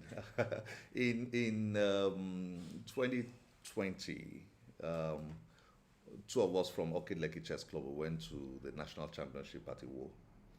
And when we saw the National Championship then, we just felt it could be a lot better and bigger and more prestigious for Nigerian chess, because our thinking was that chess players in Nigeria need to feel more honored, more respected, need to have a sense that the championship is more prestigious. So we then went to the Nigeria Chess Federation then and asked, look, in the US, St. Louis Chess Club organizes the US Chess Championship on behalf of the US Chess Federation. Why don't we use that model here in Nigeria? Let's Orchid Lekki Chess Club organize the Nigeria Chess Championship on behalf of the Nigeria Chess Federation. So the then president of Nigeria Chess Federation, Lekan Adeyemi, said, okay, let's do it. So we then signed an agreement and took over the national championship in 2021. The prize fund for the national championship in 2020 was ₦1 million. That was a total prize fund. In 2021, we multiplied it by 15. We took the competition to a nice, hotel, Orchid Hotel, which is here, which is by every standard a really, top class hotel. Yeah. So that was another thing. Then in 2020, there was no corporate organization involved in the national championship. We brought in some A-list corporate organizations: Sterling Bank, Indomie, Kellogg's, Union Bank. It was the first time that such an array of corporate organizations will come around chess in Nigeria in that number. Yeah. While they were not bringing in a lot of money, it was a breakthrough having them involved in Nigerian chess. Yeah. And the whole aesthetics, we brought in media organizations that had never been involved in chess. Yeah. That got involved in it. So for me, that was a major breakthrough. The number of corporate organizations, private sector organizations, media organizations that got involved in chess was a major breakthrough. And of course, we got a sense that chess players also felt a lot more honored, more respected, and wanted to fight for the national. The national title became more prestigious. Yeah. Something to fight for. Yeah. But from the angle of the organizer, it was grueling. There were a lot of things, a lot of hard work going on behind the Chasing scenes. sponsors, convincing them, there's a future in chess. Yeah, putting a whole lot of things together. It was tough, really tough. But it's brought in a new era into Nigerian chess, and I think this is why I like your question is because I'm very big on history. Okay. Many times things happen, and we just lose a sense of history. You know, history is very important, and it's very important to situate the new format of the Nigerian National Chess Championship in Nigerian history, you know, and also to define its place in our history going forward. The new Nigerian National Chess Championship inspired zonal championships. Yes, yes. You know, now zonal championships helped us to widen the net in terms of seeking and finding and discovering new talents. You know, it also helped us to create a level playing field across the country when it comes to the National Chess Championship. Yeah, it felt more inclusive. Like More inclusive. Yeah. Now, the first edition of the National Championship was a selection of the top 9 rated players and 1 wild card. Yeah. So I just went to the FIDE ratings list and just picked top 9 at that particular point in time. And then they came in and they competed round robin. But we got feedback from the Nigerian chess community. Said, look, this thing has to be more, find a way to make it more inclusive. So it got us thinking, and we said, okay, let's make this thing more dynamic and, you know, tougher, you know, and more inclusive. You know, so we came up with the idea of having a preliminary qualifying competition for the national championship. So instead of picking the top 9 rated just like that automatically, we said, okay, let's pick the top 5 rated players and then let people compete for the other, at that time, the other 5 slots. Yeah. Then we said, okay, maybe not good enough. The US Chess Championship model is 12 players. Let's take it to 12. Now, let me remind you that this meant extra costs. Oh, yes. Oh, The whole budget had to go up, okay? The whole budget. Doing a qualifying competition and then introducing 2 new players. I mean, the figures, you know, went all, you know, up. So we said, okay, but it's good because it will be more inclusive. Yeah. Okay, so we said 12 players, 5 fixed based on FIDE ratings list. Then the others will fight based on the zonals. Then we now said, okay, how about the juniors? What do we do with the juniors, the talented juniors? Then, okay, let's leave a slot for the best, junior players, the highest rated junior players. Then in the qualifying tournament, let the second and the third highest juniors get automatic slots to fight. In the qualifying. For the fight. So the qualifiers then brought in a whole new dimension to the whole thing. So zonal champions, 6 zonal champions could play in the qualifiers.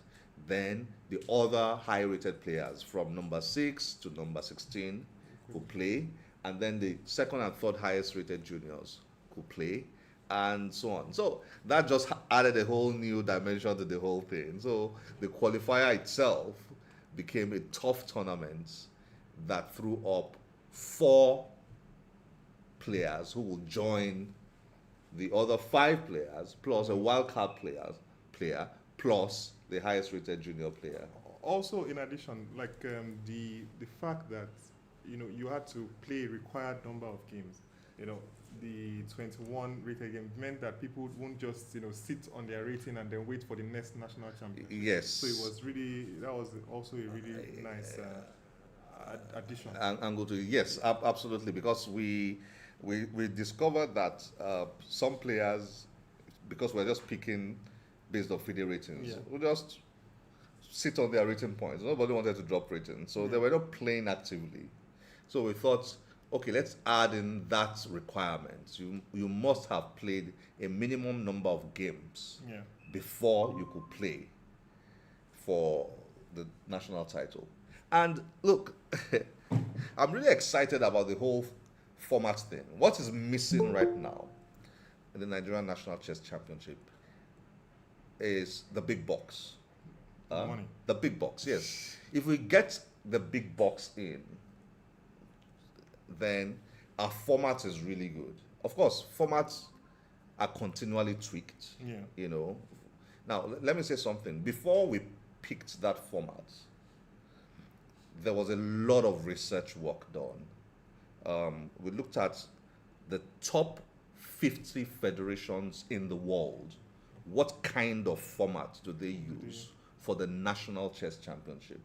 We did a thorough forensic, if you may use that word, analysis of the kind of formats they all use, you know, and we discovered that most of them use the round robin system. Yeah. A few top federations, very few, India most noticeable of them, use an open system. Okay. Yeah. Okay. Where? Yeah, but the open system used by the Indian Chess Federation is not that simple. It's not just, they don't just throw it open to everybody, just come and play.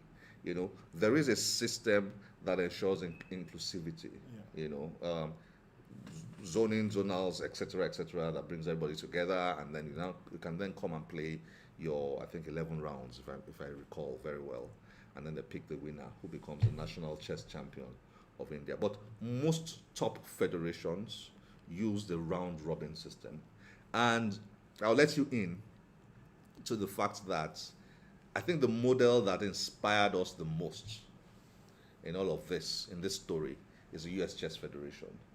The idea of St. Louis Chess Club, you know, organizing on behalf of the US Chess Federation, the idea of 12 players, the idea of having 1 or 2 slots dedicated to maybe in the US Chess Federation, I think there's a slot for a senior player or a junior player. I can't remember now, but something around junior player. something like that. The idea of a wild card player. Many of those ideas were inspired from the US Chess Federation model. Yeah, so here we are. I hope that summarizes the story. That was a long one. Yeah, no, it's necessary. You know, a lot of people want to know, you know, the things that happen behind the scenes. Nobody really knows what happened, so you know, it's always good to tell people how, you know, really a lot of hard work, you know, before we finally got to this format. So you were talking about, you know, the big box. So what's next? How do we? Yeah, I think that's the next thing now. I think it has been 5 years of building foundation, you know, and I can tell you, as you know, one of the primary people, one of the people who have been communicating and negotiating and, you know, discussing with sponsors, that where we are right now is the breaking point. That's where we are right now. The seeds have been sown, the foundations have been laid. We get a sense now that the sponsors are ready to take this thing to the next level. This is the first time we're streaming, for example. You know, I mean, you guys are doing such a wonderful work. You may not appreciate, you know, what you're doing right now. The sponsors really love what you're doing, and we are now at a point where it's all going to that next level. I'm pretty confident of that. The first hurdle was to get the sponsors even interested in chess at all. I mean, Zenith Bank told us they never sponsored chess until now. You know, Zenith Bank is into chess. Renaissance Africa Energy is into chess. Indomie has been into chess in the last 2 years. Yeah. Lapo Microfinance Bank into chess. Lasena Water into chess. These are big brands. These are wealthy brands. Okay, so, but the first thing they do, brands would look at the end of the day. What brands want is numbers. If they see the numbers, they dive in. If they don't see the numbers, they don't dive in. What we have been able to convince them of are the numbers. That's what we've been unable to convince them. So you go to them and say, okay, take this. It's not a lot of money because they have not yet seen the numbers. Now we've got to show the numbers. And to show the numbers mean we've got to be more deliberate in terms of making sure that people see chess and appreciate chess, not just in their little corners, but that can be manifested in social media engagements, and so on. That's what the sponsors want. And one of the things we've done this year is to try and get people within the Nigerian chess communities as a starter, by the way, not limited to, to engage more on social media. Yes. Yeah, and I can tell you the little done this year, the sponsors see them because we talk to the sponsors, we share all these things with them. A year, 2 years ago, you put something on the Nigerian National Chess Championship. You see 2 likes. Yeah. How in the world are you going to go back to the sponsor and say, come and bring me more money? It's not going to happen. Yeah. You can say all the nicest things in the world. They want to see the numbers, period. So you post something there, you see 2 likes, 1 like. And they are not blind, they are seeing. Even when you are not there, they are looking at those things. So the guy who convinces his board to release 5 million naira to you, how is he going to go back to the same board next year and get 10 million or 20 million or 30 million? Now, another thing that is key to releasing the big box is the Nigerian government has to put down money. Because, look, if I am